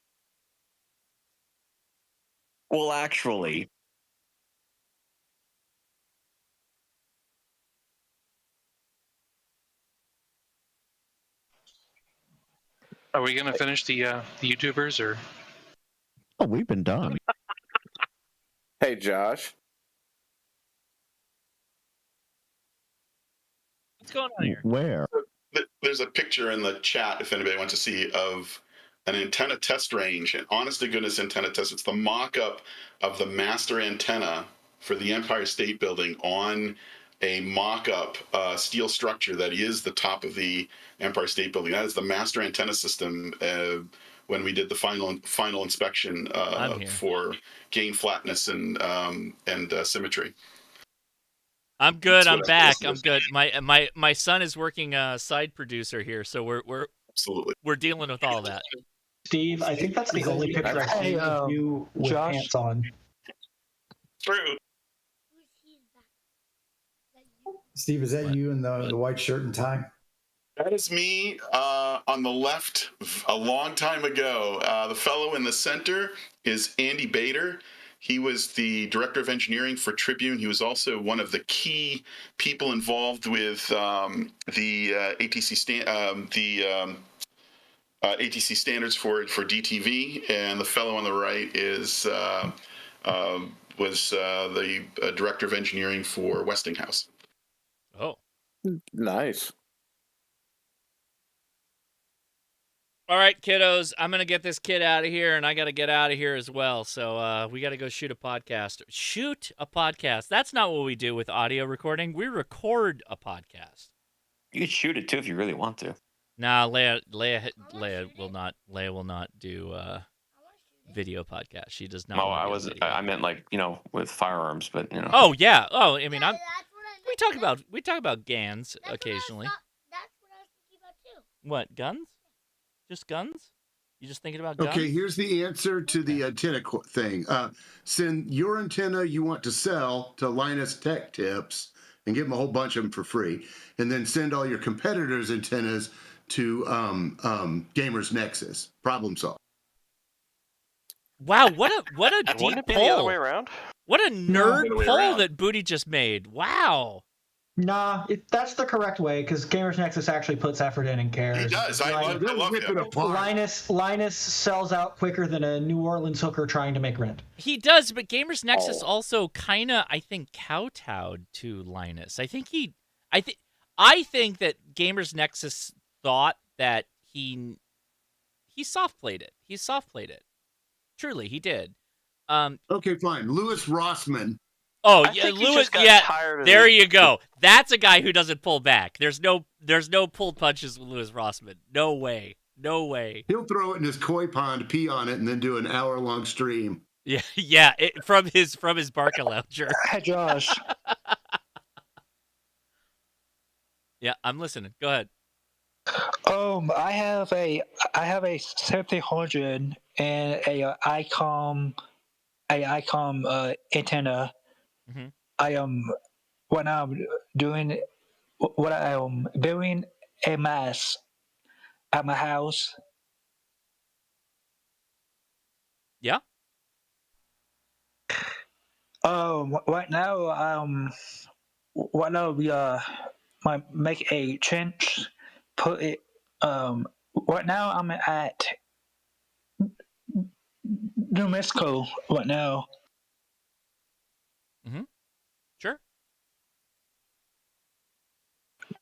And I am studying for my journal. Right on. You already got your technician? That's great. Congratulations. Thank you. I like to watch your YouTube channel. Is awesome, man. Well, thank you. I appreciate that. Hey, Josh, real quick. My kid is working the audio and every board I have right now, so I can hear you. Go ahead. Someone said, Josh, real quick. Go ahead. I've got a Viavi R8800 that gets checked every year, gets recertified, and I have a Anritsu Sitemaster that gets checked every year. Are you in the certified. professional space for using this equipment? Yeah. Yeah, I'm talking about a ham, like a too. garage ham radio operator. I'm not talking about a guy who needs this for their job. I have an SMA wrench that gets recaled every 3 weeks. You're just so a masochist. You're just a masochist. That guy. Yeah, but see, I donate my time to hams for the last 33 years. Yeah, this is just an extension of you doing more work at home. You're just also a different kind of masochist. I like how you guys are using all these precision tools to talk about antennas in theoretical spaces and map it all out. And most of these antennas are going to go on a Baofeng that can't even Eric, get the frequency right. Eric, I just want to point out that most of the time that I spend thinking about antennas is so that I don't get really evil comments in my YouTube videos when I didn't think about this kind of stuff. That's why I think about this stuff. Actually, the gear that I calibrate, usually I use it on equipment where you're a shorter path to ground in some locations. I will say this. I will say this. Mark has dropped a couple great links on antennas and stuff like that for this conversation, and they've just gone past just silently some very informative stuff. Okay. Mark's like that, dude. We gotta head out here because this kid is we gotta go because he's got to go to bed here soon. So I gotta bail out of here. Sorry guys. Sorry everybody. What are you doing? Stop. What? Okay, one more thing. Okay, yeah, there you go. Wet fang. All right, everybody on the one word, Josh. Yes. Cyanide. Yeah, I know, dude. I know. I need all this stuff. I need it. I need people help you. I know some people. We'll get it sorted out. Whether I got to fix this Motorola or I'm going to buy a whole new service monitor. Cyanide is coming. Cyanide is coming. I have one more question to ask you, Josh. What is the bestest Motorola P25 radio? The best Motorola P25 radio. Depends. It depends on what frequency. Yeah, you got Frank here. It depends on what frequency you want to run on, but also what are you trying to use it for? Helm, maybe. Frank, take it away, buddy. Okay, if you just want to use it strictly for ham, the XTS, X-Ray Tango Sierra, the XTS series is a great radio. It's mobile and HT, works great. It'll do what you want. The only problem is you'll need one for VHF and one for UHF. There are no older dual band Motorola's. Now, if you want something dual band and something that's not going to break the piggy bank, Kenwood commercial gear. Yes, Kenwood does commercial gear. So does Icon, by the way. Kenwood commercial would do VHF, UHF easily for dual band. Josh, you get. I'm going. You got it. You got it. Frank, you got it. I know you guys have it. Take it easy. 7-3, Josh. 7-3. All right, everybody watching, thanks. I'm sorry we got to bail, but I got to get this one where... See what? No. We're gonna end the live stream. We're gonna end the live stream right now. What are you doing? You want to see the... That's Millhouse. No, it's not Millhouse. Oh, no, that's not Millhouse. There you go. It's the same size. I'm in danger. Oh! That's him. Ralph Wickham. All right. Good night, everybody. Take it easy. See ya.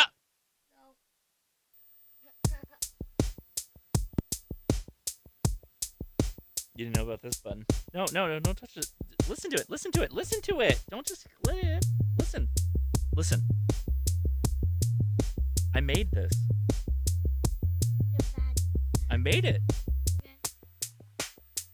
Listen.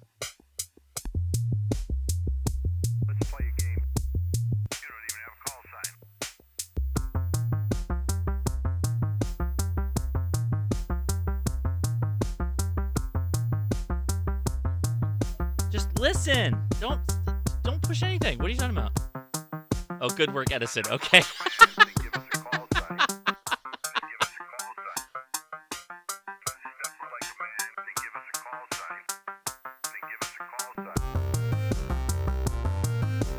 No, he doesn't like it. He doesn't like the song.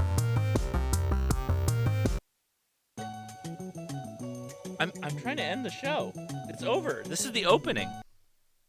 No, it's over. All right. Good night.